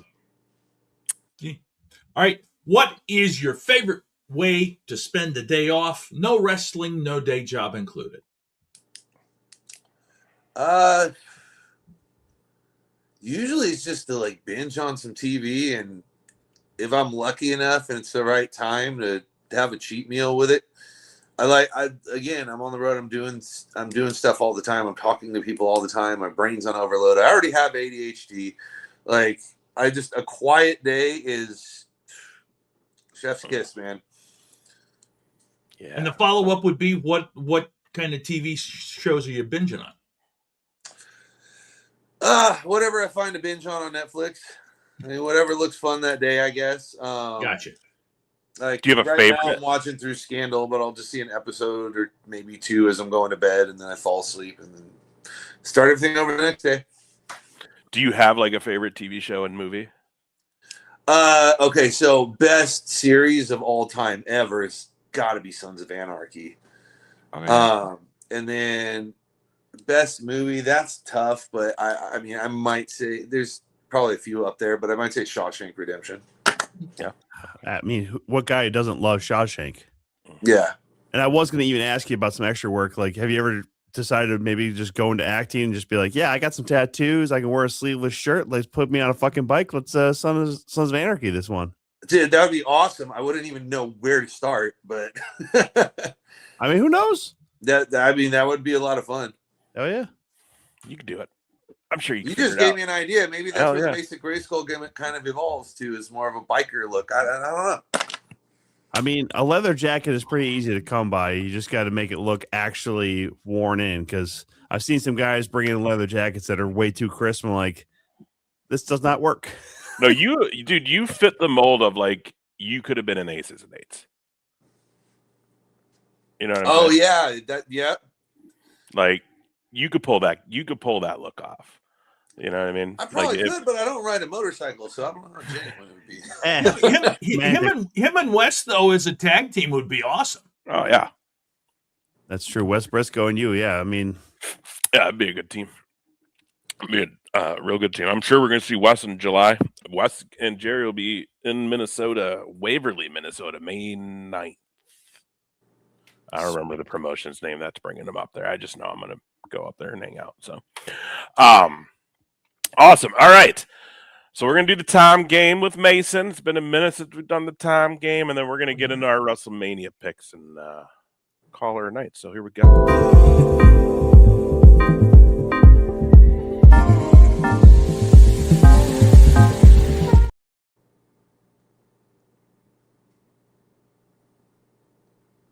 got to unmute myself here. So, Mason, this is pretty self-explanatory, really, when it comes down to it. This is a lot like the game F, Marry, Kill. So, of the three hosts you have in front of you right now, you're going to pick one of us to be your tag team partner, one of us to be your opponent, and then one of us to be your manager. All right, Tom, you're the tag team partner. Hell yeah, baby. Dicey. Take him down. And then Ace is definitely the opponent because I want to smack him around some. I get that. There you I go. get That would leave you, JR, as the manager. No worries. All right. Unofficial totals. That makes because I have a couple weeks I got to catch up on. That's the 32nd time that JR has been named as a manager. The 18th time that Ace has been an opponent, and the 14th time that I have been a tag team partner in this illustrious game. Those numbers definitely scream you've been chosen as the opponent the most. The last time we had this lineup actually of me, Ace, or JR, Whitney was also here, but we had Cody Lane pick me as his tag team partner, Ace and Whitney as the opponents, and then JR as the manager. So you are in good company with Cody Lane there. That's right. I forget. I get Whitney as my partner. We're good. She's ruthless. Well, we can't count her in this one because of the fact that she's not here. So we can't just. Yeah, but then she's my partner though. Like I get a partner. Wow. No. This ain't no handicap opponent match with a T, not an S on the end. This ain't no handicap match. First of all, Ace, there's been very few times. Andre. Yeah, there's very few times I've had a partner named with me. It's more like, hey, I got a tag team partner, and we're gonna kick the shit out of Tom. Like that's how this normally works. Oh, I always figured you had a partner. Oh man, there's a lot of fucking single Toms on here. Well, we never named it, but I just assumed whoever is the opponent, they also have a tag team partner. We just never like went into that part of the bit of like picking that out. Only if we have a fourth host with us. That's about it. So fucking Whitney needs to start. Needs to stop dying every week and not showing up. Either way. Now, first of all, actually, we do have Tim Nella in the categories as well. So somebody picked him Nella one time as a partner. So who the fuck okay, was that? I'll take Nella. No, you don't get Nella. I got you alone. I don't want this to even be difficult. Oh, Alvin Falcone picked Tim Nella as his tag team partner. So that's smart. Falcone's a smart. I'm not gonna lie. I would have picked that too if I was told beforehand. Wow. Listen, I mean, listen. yeah. Since he's also not here, you can't. So it's just It's again like the 3 2 that you episodes see a in year front where of you. he gets So like guest host. Awesome. All right. So Mason, we're gonna do like our WrestleMania run through real quick. It is on you. If you want to head out now, you can. This is typically where we cut our guests loose. If you want to do some picks with us real quick, because we're gonna end it after that anyways, you're more than welcome to hang out. You just tell us what you want to do. I'll hang out and do some picks with you guys. Let's do Hell it. yes. Let's get into it. that's All the right. way, man. That's the spirit right there. While I'm pulling up the stuff here, though, Mason, let everybody know how they can find you online. Okay, I've got a merch store at merch.masongreyskull.com. You can find me on Facebook at MGS Wrestling, and you can find me on Instagram at mason.greyskull. And don't forget about X at the same thing at Yeah, I mean, if MGS I go Wrestling. on it, I haven't been on it in like 6 months. Listen, that's how I was tagging you in some of the X tweets. This Oh, last okay, week. yeah. I mean, I'm on X. I've rarely gone on it. I've never understood Twitter very well. You know what? That's fine. It's actually the only for sure social media that we have trouble sometimes tagging our guests in because it seems to be the least used among most of wrestling. So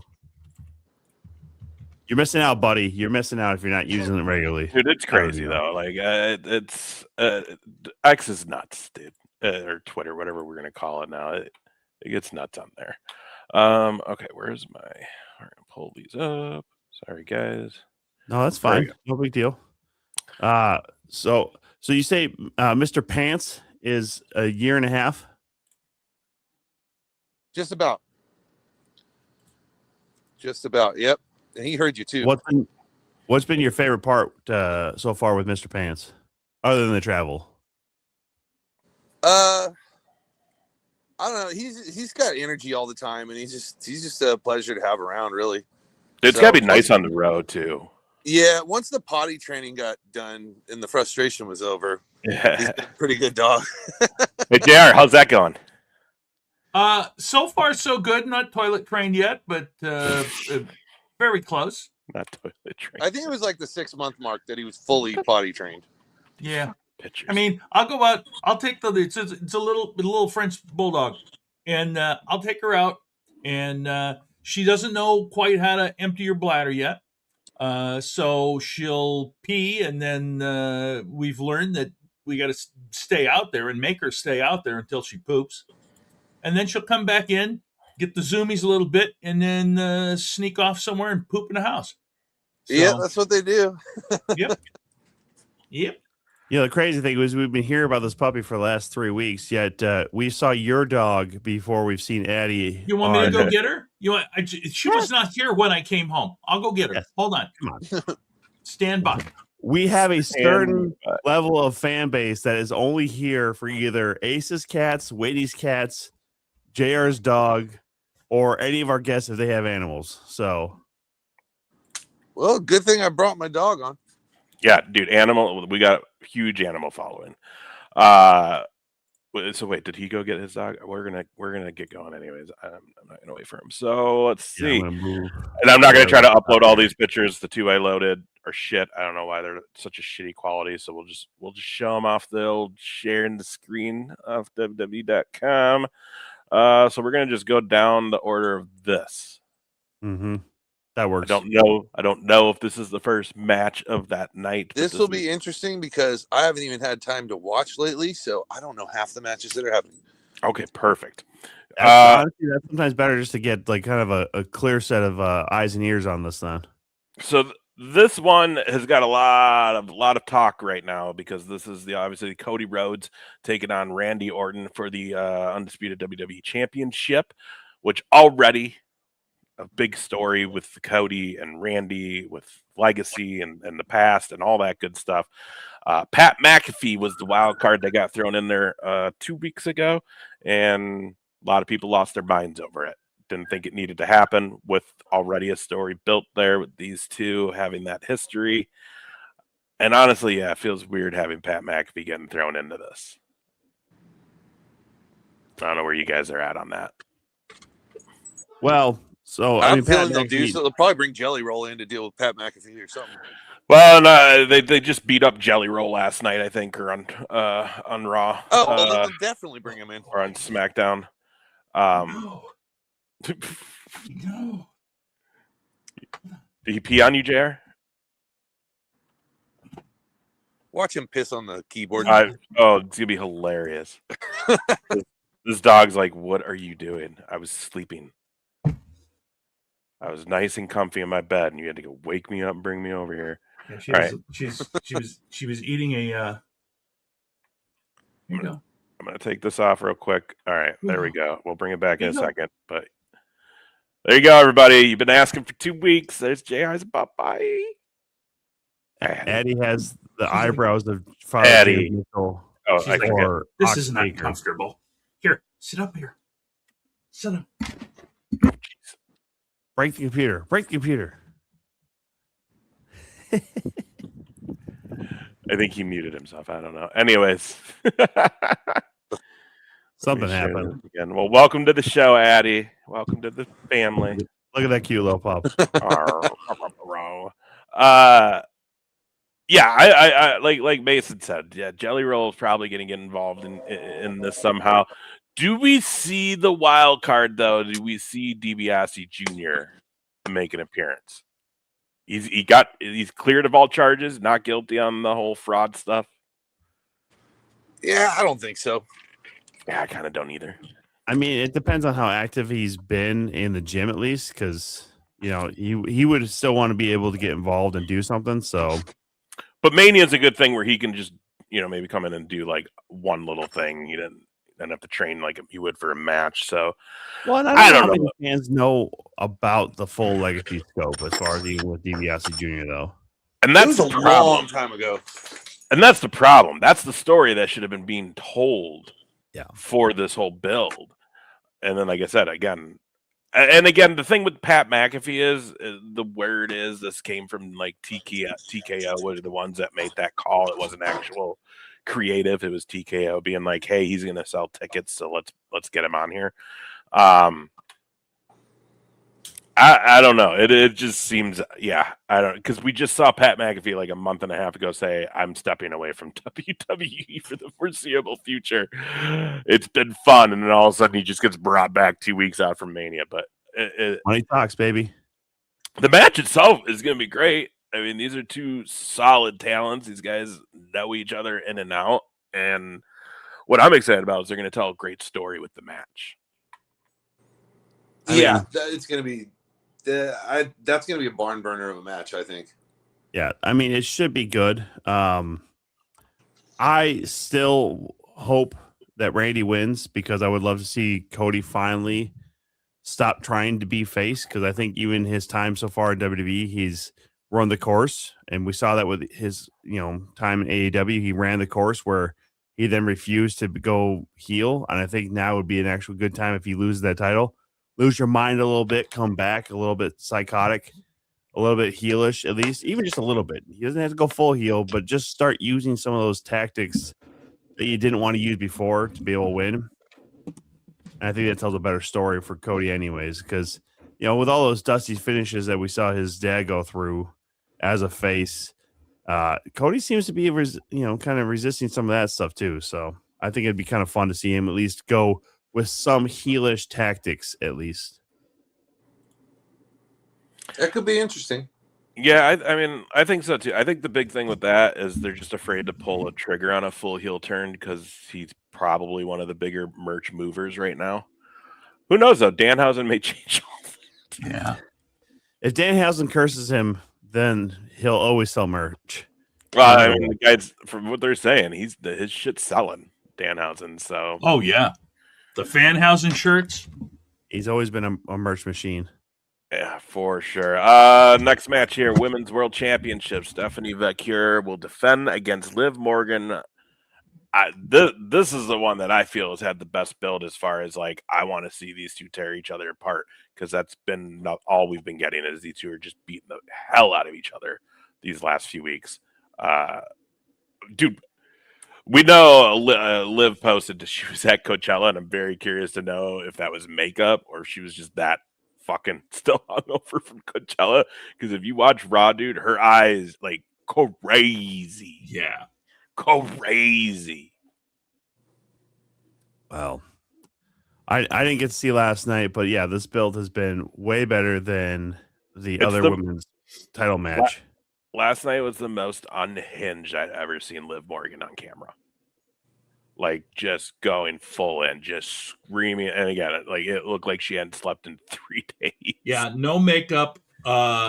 It literally looked. I mean, it almost looked like if you were to get cracked in the nose, if the blood sort of seeped down into your eyes. I mean, that's kind of what she looked like. I mean, she's already a very attractive girl, but you start adding some of that crazy blonde energy, which we saw Alexa Bliss kind of play that line very well herself. So I think that's always kind of sells, or something that definitely sells with a lot of wrestling fans, is the crazy blonde. I think Liv Good thing. wins. Yeah, I'm going with Liv. Yeah, I want Fakir to win because I'm a big fan, and I like her holding that title. But I do think the way this has kind of been set up, I think Liv's going to come out winning this title. Because I also feel like we need to have that Roxanne or maybe Raquel feud with Liv, and I feel like that's title worthy. But yeah, especially if they're blowing up Judgment Day as it is from the on the mid side. One thing I didn't need last night on Raw, and no knocks to her, but apparently Liv Morgan has her own music video that came out yesterday, if you guys haven't seen, called Troublemaker or something. I've seen part of it. Yeah, and that's the thing. Cool. They could have showed part of it and promoted it on Raw last night, but they played the whole 3.5 minute video music, and it was just like, you guys take enough breaks as is. Like, I don't need. Well, what? Yeah, Was it just as bad as when the Macho Man tried to rap? Kind of like it's just super pop. You know what I mean? Like, it's one of the. It's just one of those it's like cookie cutter factory made pop songs where you could tell she's not like a solid singer without the help of the production, and also it's not like, it's almost kind of like, I don't want to say rap, but like, I don't know. JR, did you watch last night? You caught a clip of it? I did not. Okay. I saw that. So I didn't. I was doing something else. I ended up watching the highlights. It was weird. It was weird. So whatever. I got Christina Aguilera dirty kind of vibes from. Yeah, it was like that. Video. Yeah, it was like that, but you could just tell the vocals aren't quite there. So here's what they do. If they're interested in using that song then as her entrance music, which sure they could, do just a little snippet as far as they used to do with hey, this year's WrestleMania theme is whatever by Slipknot or whatever, do that and then play just a little bit of the track and then try to just send people to, if you want to see the full music video, check out WWE's YouTube page or Liv Morgan's YouTube page. That's how you do it. Don't fucking waste 3.5 minutes of a show. It already feels very long sometimes with all the commercial breaks. Well, and it's the go home. I remember go homes used to be so just crazy. Things were popping off. It was the go home to the biggest show of the year. It just didn't feel like that last night. Yeah, I don't know. Either way, I'm very excited for this match, and I think it's gonna be great. Live all around. I like that. We got the Women's Intercontinental Championship, AJ Lee versus Becky Lynch, which again, I think it's just going to be a really good match. I think. I like the way that AJ kind of comes off, but I mean, personally, I'm like a little tired of her, to be honest with you.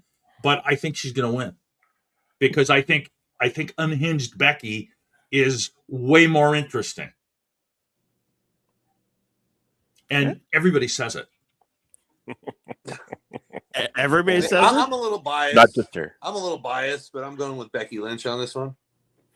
I think they're going to drop it. I do think Becky's winning. I don't unless AJ is going to really commit to more of a full-time schedule coming out of Mania, because she hasn't done that since coming back really. It doesn't make sense to keep that IC title on her. I think maybe it could be a little screwy. I still think we're waiting on a match between Becky and referee Jessica Carr. This could be another way to set that up. Yeah, I Like- mean, especially if Becky, if Jessica Carr gets announced for this match as the referee, Becky knocks her out or whatever, on accident, however you want to fucking play it. But also, I wasn't really sold on AJ Lee's first match against Becky. I thought that some of that ring rust was still there after because she'd only been in tags, right? So when you're selling it hardcore as this is their first single match since being back, and it was a bit clunky. I think it was her first match back. Period. I don't think she had done. She had done a couple of tags, but it was pretty obvious though too, like how she was with Becky. That some of that stuff had been I thought was very obvious. Again, that's just coming from a guy who's not trained, but a guy who watches a lot of wrestling, where it just kind of came out very clunky from AJ Lee, in my opinion. So I think they do drop the belt back to Becky and just. Trained or not, you're not wrong. You can always notice these things. You know what I mean? Yeah. Well, being on commentary and making some of these calls, again, you see it and you can't say it on commentary or anything like that. But there are some times where you just definitely know that the guys are trying really hard, because it's not about effort when it comes to that. It's just more, getting back in there and knowing what you're doing with that opponent. And I think that just kind of came through the last match. Well, and I think also this is reinforces my statement from last week, and that is the product took a hit. At least WWE TV product took a hit when they basically eliminated house shows. The reason we got polished WWE TV is because they spent 3 days, before getting to TV doing that match at the house shows. Right. So that's the thing. I don't even necessarily want to say it's ring rust. I think it's more of they're just not working as well together because they're not getting as many reps in together. Because I think that's blatantly clear with the women's tag match for Mania. That thing was super clunky yesterday. Their whole just it's tough. That's tough though, man. Because honestly, you think about when they did the live shows. Was they were on the road and they were wrestling like 5 days a week, and that can really wear you down quickly. Yeah. There's it's a positive, hard. like you said, they get to rehearse their match. They basically have the same match over and over again, so they're nice and polished by the time the pay-per-view shot off. But on the flip side of that, they're also very sore and tired and beat up. Yeah, it's hard. It's hard. It'd be cool if they could find a nice middle road on that one, to where they're not working them hard, but they're getting them enough reps so it's a little bit more polished on TV. But who knows? We'll see. Maybe somewhere down the line they'll figure it out. Plus, I miss going to house shows, man. Those are, I love a good TV show and I love a good WWE pay-per-view show, but going to their house shows when they used to do those, man, those were way more fun because you got the interaction. The cameras weren't there, so the talent was interacting with you. Yeah. And it was so fun. Jacob Fatu taking on Drew McIntyre. Unsanctioned match. Anything's going to happen on this one. I honestly don't watch SmackDown because Fridays I'm busy, so I don't know much of the story between this whole thing with these two and how they got to this match. But either way, it's two guys that I like watching them work, so it'll be fun to watch it together. Plus, unsanctioned, they're going to do some crazy shit. Well, yeah, I think Fatu probably goes over on this one. I think they're just going to highlight how much crazier he can be than Drew. Yeah. There was rumor a month ago that this was going to maybe be a Hell in the Cell match at Mania. They must have decided against and just did unsanctioned. But man, that would have been fun watching these two just tear it apart in a Hell in the Cell. I think Fatu wins too, honestly. Well, and I mentioned it, and Ace, you called me out as far as no one has mentioned Nick Aldis actually being available to wrestle. And you really want him though. Well, in my mind, it's the only thing that makes sense with how Drew McIntyre was basically, if you will, screwed out of his championship, and it went over to Cody. So then they could have Cody and Randy at WrestleMania. So you're saying that Drew McIntyre, who did his best during COVID and still has not really had the moment to shine at a full WrestleMania. And so you're going to treat Drew like this still. And this is so far back with Fatu. This is literally going back to almost when Fatu got into WWE and was part of the second bloodline. So it's so far ago that, again, my opinion was always the fact of this should be just McIntyre versus Aldis. So at least see Nick Aldis in one WWE match because he's been so good everywhere he's gone. I think it's due. And who knows what might happen with this being unsanctioned. It could just end up being where somebody's down there and just helps Fatu beat the shit out of McIntyre. Who knows? Yeah. I still say if they're going to pull the trigger on those guys wrestling, it needs to go back to a brand split, and we need to see a Scrap Daddy takes on Aldis. That's what I want. I want Pearson Aldis. That's fair too. Yeah. That would pique my interest. Jared, do you have a winner on this one? I feel like to me probably Fatu's the most interesting, and I, as much as I like Drew, I don't know. To me, his deal is a bit stale. You know, I mean, I get that he's pissy. But it's like, okay, how long can he just be pissy and say, "Oh, I quit" and all that shit? You know, I mean, it's not. I don't know. To me, it's just not interesting. Again, as I'll always say, they're not writing it for me. So maybe kids are liking it, but yeah, he's a grumpy old man. You can relate. Yeah. All right, guys. Well, hey, I got to cut out. I got about 3% battery on my phone. Oh, but shit. It's been a pleasure, guys. Give it Thank up for you, Mason man. Greyskull. Appreciate Thank it. you, sir. Appreciate you, have a buddy. good See you one, down the brother. road. All right. All right, take care, guys. All right. What do we got in there? Batteries will always get us. Yeah, they will. You guys make sure you follow Mason, though, on all his stuff. Make sure you go check him out at shows, support, buy the merch. Great worker, great heel. Love having him on. That was a good time.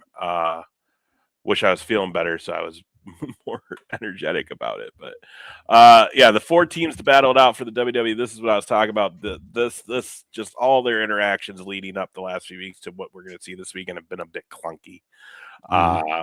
And it just seems like they're not communicating and they're not on the same page.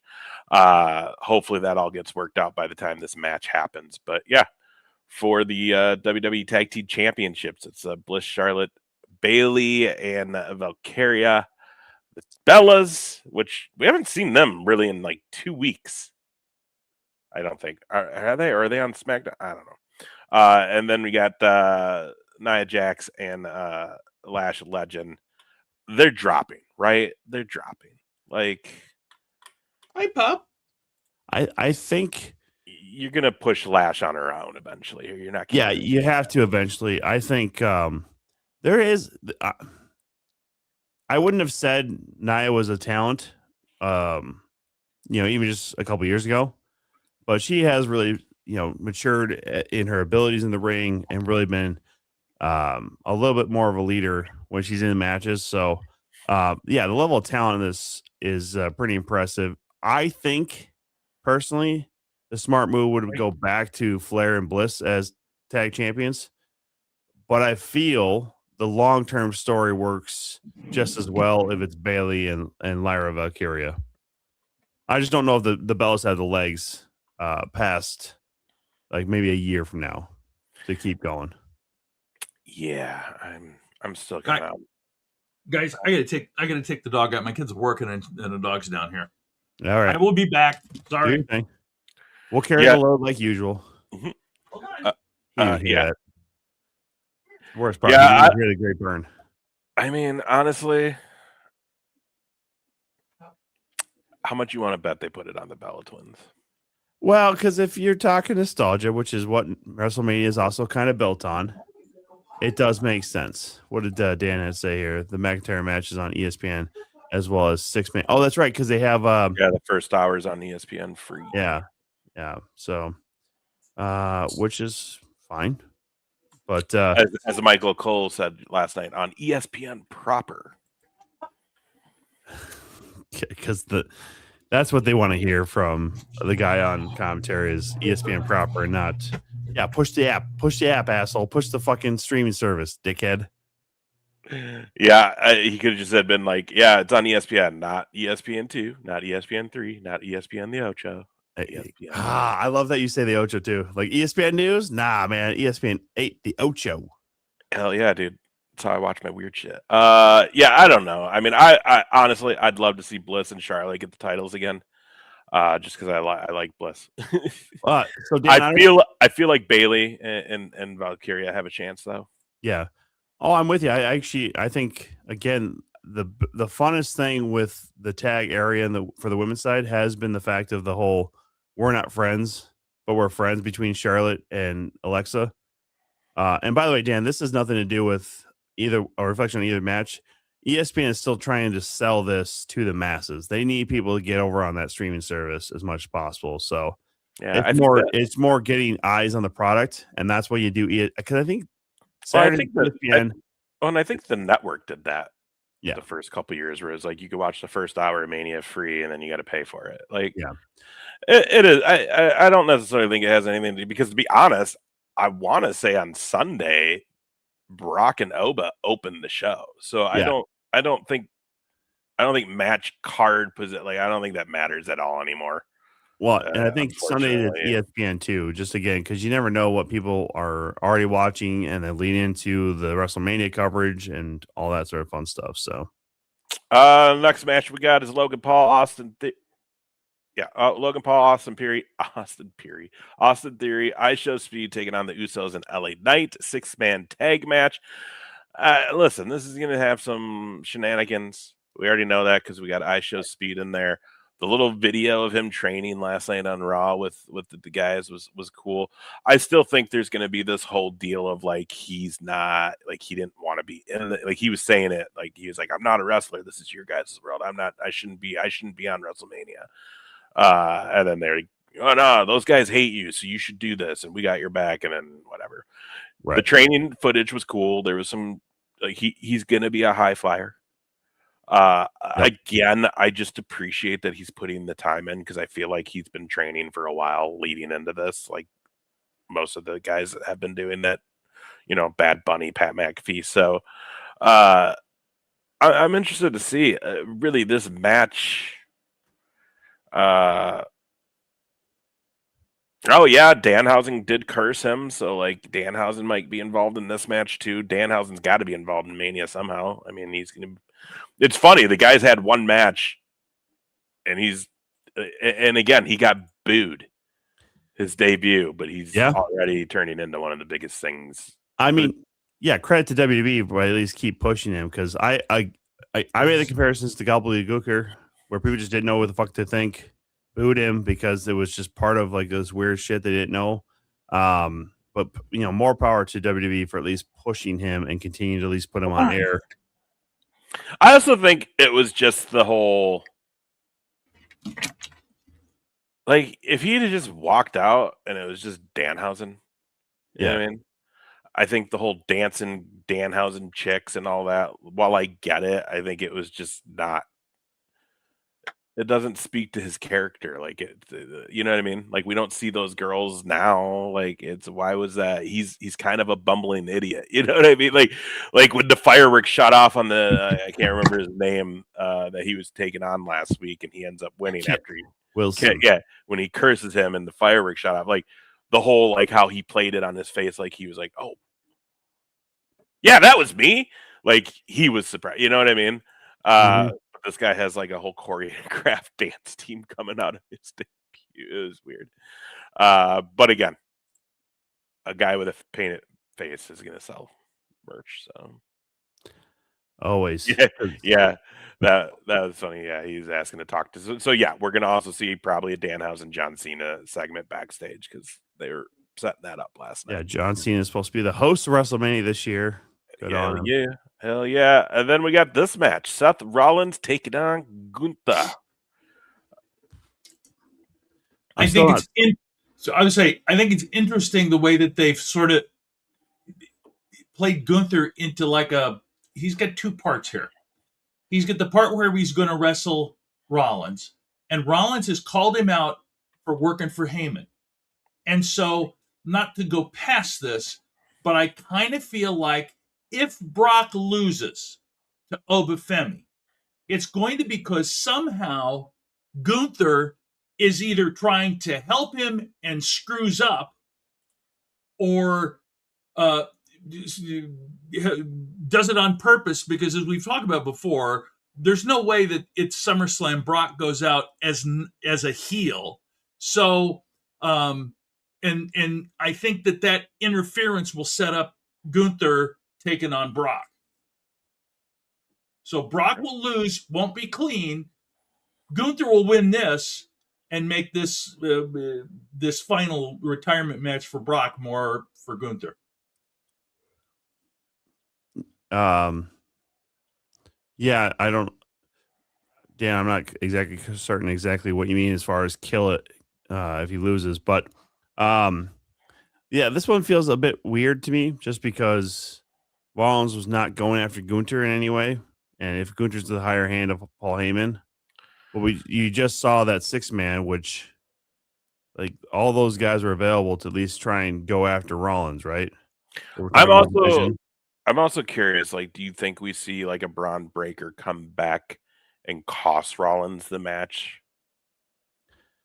Yeah, I could see that for sure. I mean, something has to happen that full circles, because again, up until 2 weeks ago, the question was, well, who's going to represent Paul Heyman? Because this feud is Rollins versus Heyman.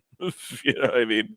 And then just again, oh, Gunther has nothing to do. Here we go. You know, yeah, and yeah, I don't know. It's I think the vision injuries. I think Seth Rollins' initial injury, which made them have to speed things up over the last 3 months. I think all of that fucked original plans for Mania. So I don't think half of the shit we're going to see this weekend is what they thought we were going to see 6 months ago when they were planning this shit out. You know what I mean? The injury bug was real. Yeah. So if Breaker's ready like that, he could, because remember, it's the masked hooded guys is who took those guys out, right? Yeah. So like there's vengeance to be had for Braun. I don't know who wins. I mean, I think that's what happens. I think it's not going to be a clean finish no matter what happens. That's probably fair. That's probably fair, especially with this match, because again, the build has been a bit off with this one. So yeah, a dusty finish or something where somebody's involved definitely makes a lot of sense for this one, because then you can still protect Gunther with the whole, career killer stuff if things don't go his way. Yeah, that, or maybe he just beats Rollins, and hey, cool, I beat him. You know what I want now? I want your beast at SummerSlam, and I'm going to retire him. Because again, this could be a backhanded way of getting Gunther to start feuding with Brock for SummerSlam. I don't know. We're going to find out Saturday night, guys. That is for sure. I think we're officially on to Sunday. Reigns versus Punk for the World Heavyweight Championship. Yeah, I'm pulling for Reigns. I'd like to see Reigns win it. And then I'd like to see Punk go just full heel and then become more mid-card. I unfortunately feel like Punk's going to win. I'm with you, Ace. I would love to see Punk lose, go to the mid card, because and I know it's the same household, so it feels like maybe I'm beating a dead horse, but Punk's in-ring work, even going back to his AEW stuff, was not great. He has definitely shown the age that he's at, and I don't know if he's really working with the guys he's supposed to be going into these matches with as much to try and figure it out. It just feels all very thrown together, but yeah, Reigns should win this one, in my opinion. Yeah, I think so too. I don't know, Dan. That just come out in like the last day or two. I actually haven't heard that, and I haven't really been paying attention in the last couple days because I haven't been feeling well, so I haven't really been watching shit. But it's weird if Dan's our inside guy to some of this information. I mean, if that's the guy who said he was never going to watch WWE. I mean, if that's true, my I don't know. My main guess would be is he doesn't want to be there, and maybe it's because he's not getting the news he wants on the recovery. I don't know. I don't know. True. I also, like I said, this is the first I've heard of that, so I don't know. I didn't even know he was actually being advertised to be there. So, yeah. Oh God.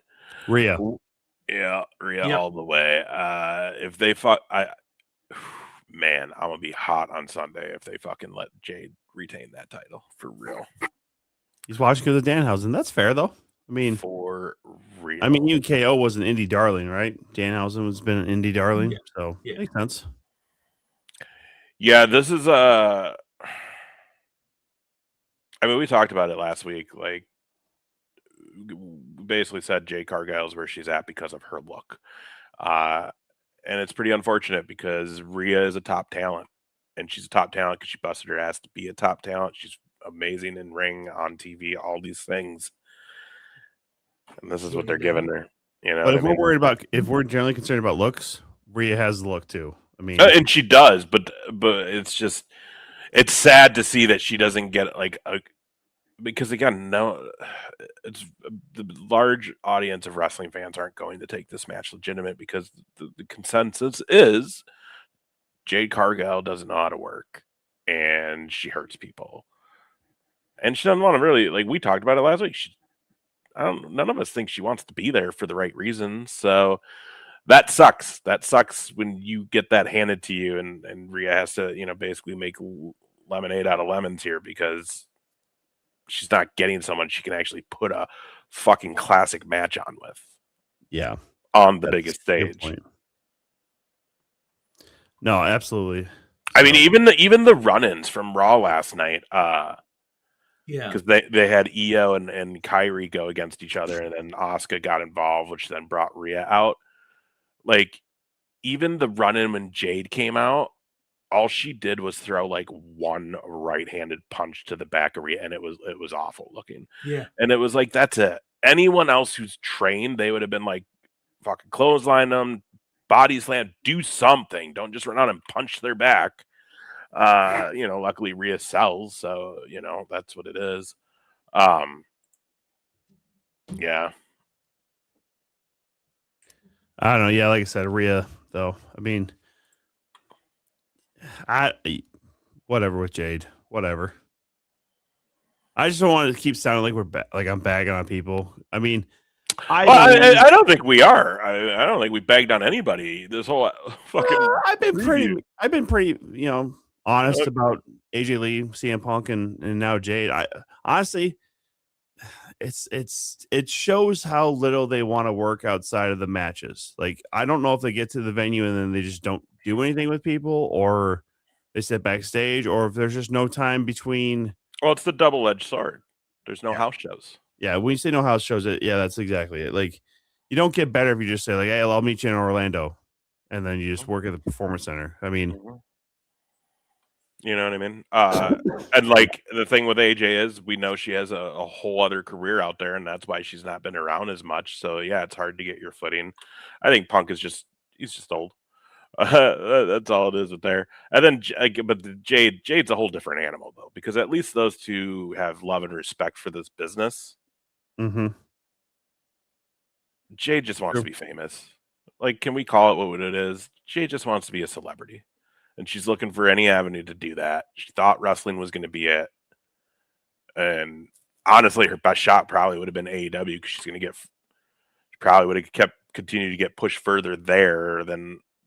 Like I said, it really feels like they need to take the title off her at Mania, and they're going to kind of be done with her. But yeah, it's just ugh. But that's also a trend in the world of wrestling. Every company's done it. They push someone for the looks. Always. Obafemi and Barack. I'll tell you what, this might end up being like the whole feud of the Mania season. Yeah. You know what I mean? I think like I said. Yeah, isn't it funny, Dan? She's a title holder, and she's probably had the less ring time as any other female in that roster since getting those titles. It's all looks, And honestly, I don't even think it's looks in WWE. I think it's more of a financial thing of like, we fucking spent the money, we're gonna have to use her now. You know what I mean? And that's eventually they're gonna have to cut their loss with it too. Amen, brother. I feel like you mentioned it before, though. I feel like Oba on the mic was surprisingly good. I loved it. And the whole segment between him and Heyman was pretty goddamn fantastic. Mhm. And I feel like Oba Femi's going to win. Like I said, I don't think he's going to win clean. I think that somehow Gunther's going to get involved, but I think that, Heyman talking about him the way that he did last night was pretty incredible.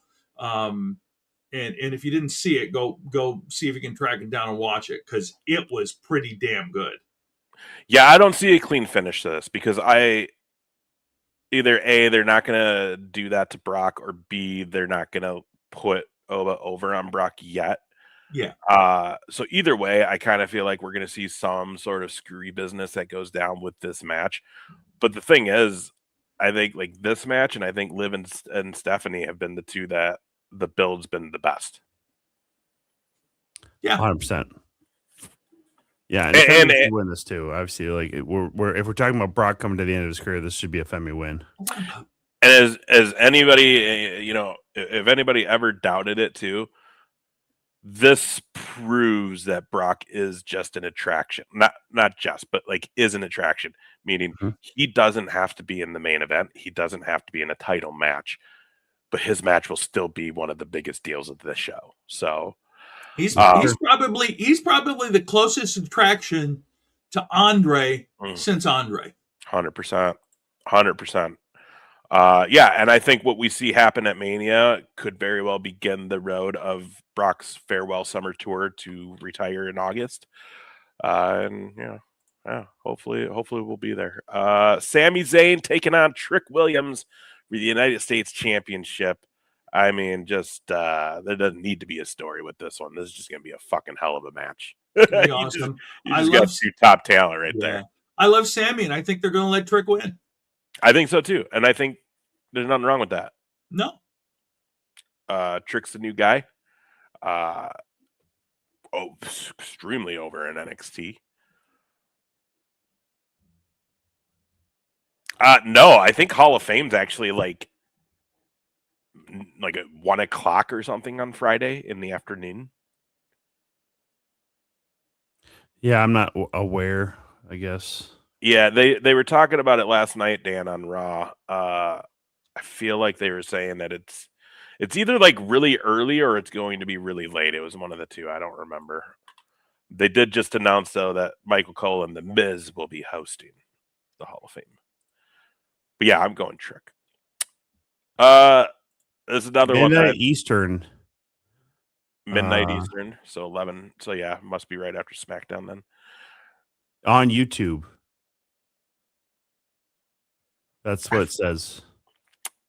I guess, or ESPN streaming. So, yeah. I don't know. Simple Google search, Dan. Come on, get it together. I stopped watching all of It gets long. Some of the speeches are fucking terrifyingly long. Yeah, I think like 32 we watched, and I was just like, I can't do this anymore. My favorite speech at the Hall of Fame, though, Mr. fucking T. Yeah, he's probably the reason it got ruined, because the guy just wouldn't shut up and kept thanking his mama. This is gonna be another good match, guys. The IC Championship on the line, ladder match: Penta, Javon Evans, Dragon Lee, JD McDonough, Rusev, and Rey Mysterio. The only person in that that's a little bit out of place to me is JD McDonough. Yeah, but I mean, that's fine. I think it's a good spot for him. Yeah, for him, absolutely. But I think, that's going to be a fantastic match, regardless of who wins. I think Javon Evans is going to make a name for himself. Yep. I think Rusev wins. I would love it if he did. Yeah, I've been hearing some rumblings that Dragon Lee's contract is almost up, that there's a possibility he goes, because Roosh has been pushed on AEW, so there's been talk about maybe he goes over there and joins Roosh. But yeah, Javon Evans is going to make a name, even bigger name for himself with this. I don't know if he wins. It would be nice to see Rusev get a title again. We need something for the guy. I mean, he didn't come back for nothing, right? Well, they made him look strong last night, definitely on Raw. There is a part of me though that does feel like if they don't do that, like Penta will retain. Mhm. But also, we said this last week. Penta having a standout solo career in WWE was not on my bingo card. Like, I Yeah. really thought he'd struggle without being just a lucha bro in WWE because how are they going to do it? But this guy has become the new lucha guy. Like, and he is what they've been trying to find so they can finally be like, Ray, you can go now. Like, we Yeah. got you covered. Well, I mean, I was thinking it was because it's supposed to be Kalisto, and then it was supposed to be Dragon Lee, and now it's And it was supposed to be Sin Cara before all of them. That's true too. Yeah. And obviously with Phoenix being who he is, I'm sure there's been a lot of talk about him being that same kind of mindset as the Rey Mysterio. Because I think you look at style wise, Rey Phoenix is probably much closer to Rey Mysterio Yeah, 100%. than a lot of those guys. Hold on, little girl. 100%. It is interesting having 3 luchadors in this match, though. And then another one that's going to be a really good match, and it's got a good story. The only thing that sucks is they just blew the fucking they spoiled the surprise Yeah. by putting this promo picture out a week or two ago.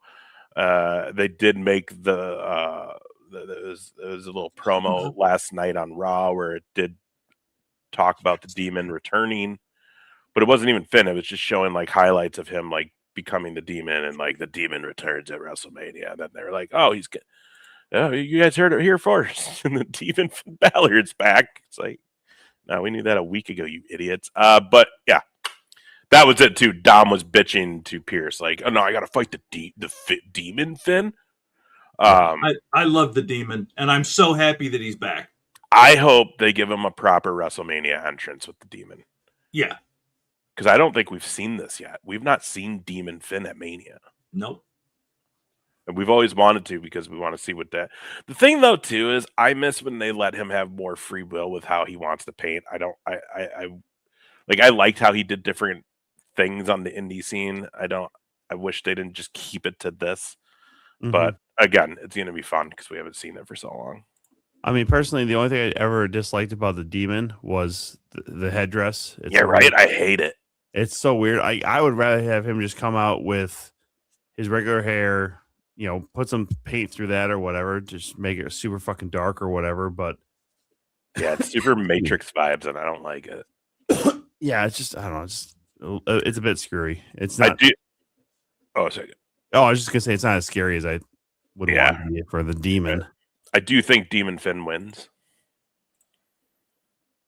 Yeah, I could see like Demon Finn wins because of the fact that it would be kind of fun to have Dominic, basically squeal or wail his way back to Liv's arms and stuff, and then Liv having to console him as she's the champion. Yeah, I feel like there's a lot of I feel like there's opportunity for a few surprises this weekend that none of us saw coming, just because I feel there's been a little bit of a lack on some of the build going into this stuff. But it's Mania. It's the biggest show of the year. It's the biggest show in the wrestling world. You can fight it if you want, but it is. It's just how it is. The stats speak for themselves. It's a holiday weekend. Wrestling's taking over Vegas. It's fun seeing friends being posting that they're flying out, getting down to the city. We know quite a few people on this show who are going to have a busy week. We just had Sam Stackhouse on the show a couple weeks ago. He's got a full dance card this weekend in Vegas, so go see him. Yeah, I can't wait. I'm excited. We're going to do the live stream Saturday night. The boys are coming down. We're going to have some fun. Mm-hmm. And then, Jericho Cruise news. We get midget wrestling. Hell yeah, brother. Mini Mania midget wrestling will be there on the boat this year. The biggest news we've had so far as announced talent. Actually, that's pretty small news if you're honest. Oh, it's a little bit of news. I don't know. So, to me, if you've seen a midget show wrestling once, you've seen them a million times. So, like, when that got announced today, I was like, really? And also, to me,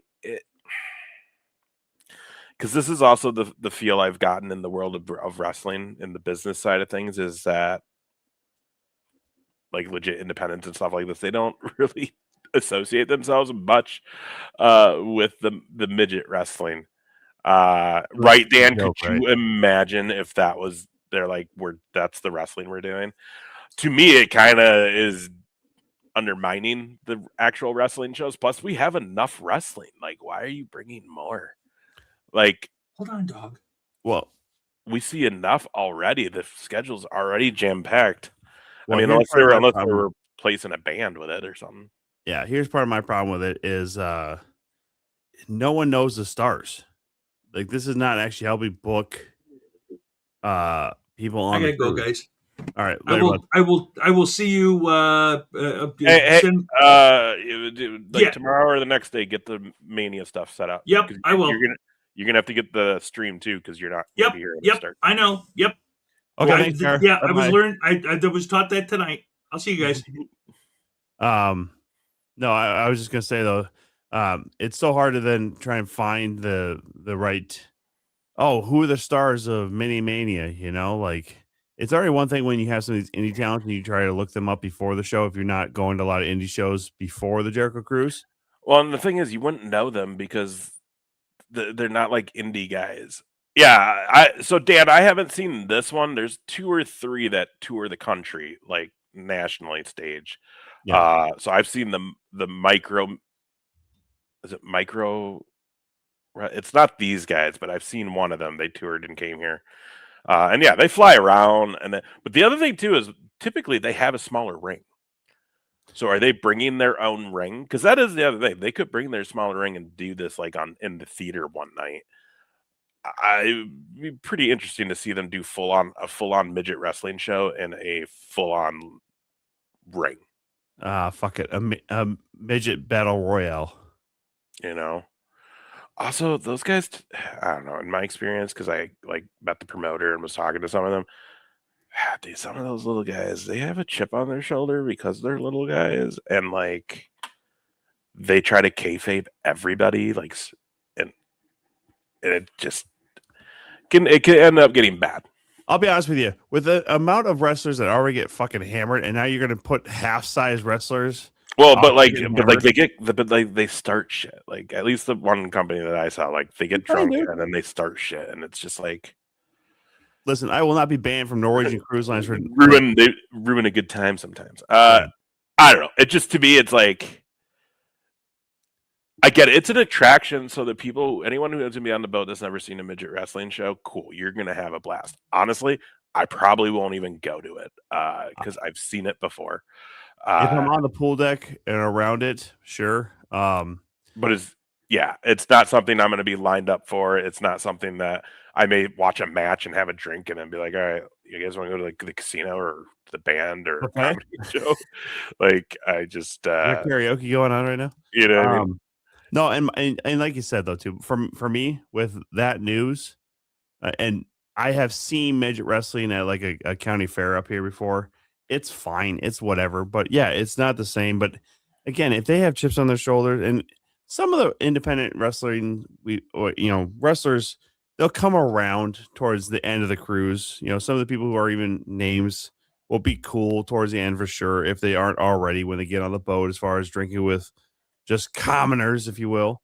But yeah, dude, it just seems cheap. It kind of seems cheap for a wrestling cruise. Like, I'm paying a lot of money to be on this boat. I don't care about midget wrestling. I want to see stars. It's this booking that makes me really believe even more that this might be the last. Yeah, it could be done. Yeah, it's an odd one. Because they've been begging for years to be on this because of just one exposure, right? For it could be. Wrestling. It could be, and it is. It's, I don't know. It was something that when it came out today, I saw the email and was just like, meh. Here's my question: is midget wrestling like death wrestling? Like, do you have a certain amount of wrestling fans that still love that like attraction part? I don't know, because like I said, they tour around. Like the guys that I saw, the Micro Midgets, I think is the name of that federation. I think they're out of Pigeon Forge, Tennessee, is where they have like their little arena, but they travel all over. Yeah. Again, it was something that we had a good time. they've come back 2 or 3 other times, and I have no ambition to buy a ticket and go because I've seen it. Like, there's just only so much you can do when you have the same 15 cast members doing the same gimmicks, and really at that size, you can only do so much. You know what I mean? And yeah, they do fly, they jump. Yeah. They were using like their ladder match was like a steps, like basically like we TLC when they did Yeah. that. It was like shit like that. They were using like little like they use like one of the big weapons they used was like the caution wet floor sign. Yeah. You'd see that like after being mopped. I don't know why I didn't think about this until just now, but this, because Brad Williams got involved in that big final match last year, this might be a way for him to be more involved on the wrestling side. I'm not saying that he will be, but it could be a way, an avenue for him. Could, but he's been involved in like every cruise he's been on in the actual wrestling shows too. So it's like, Right.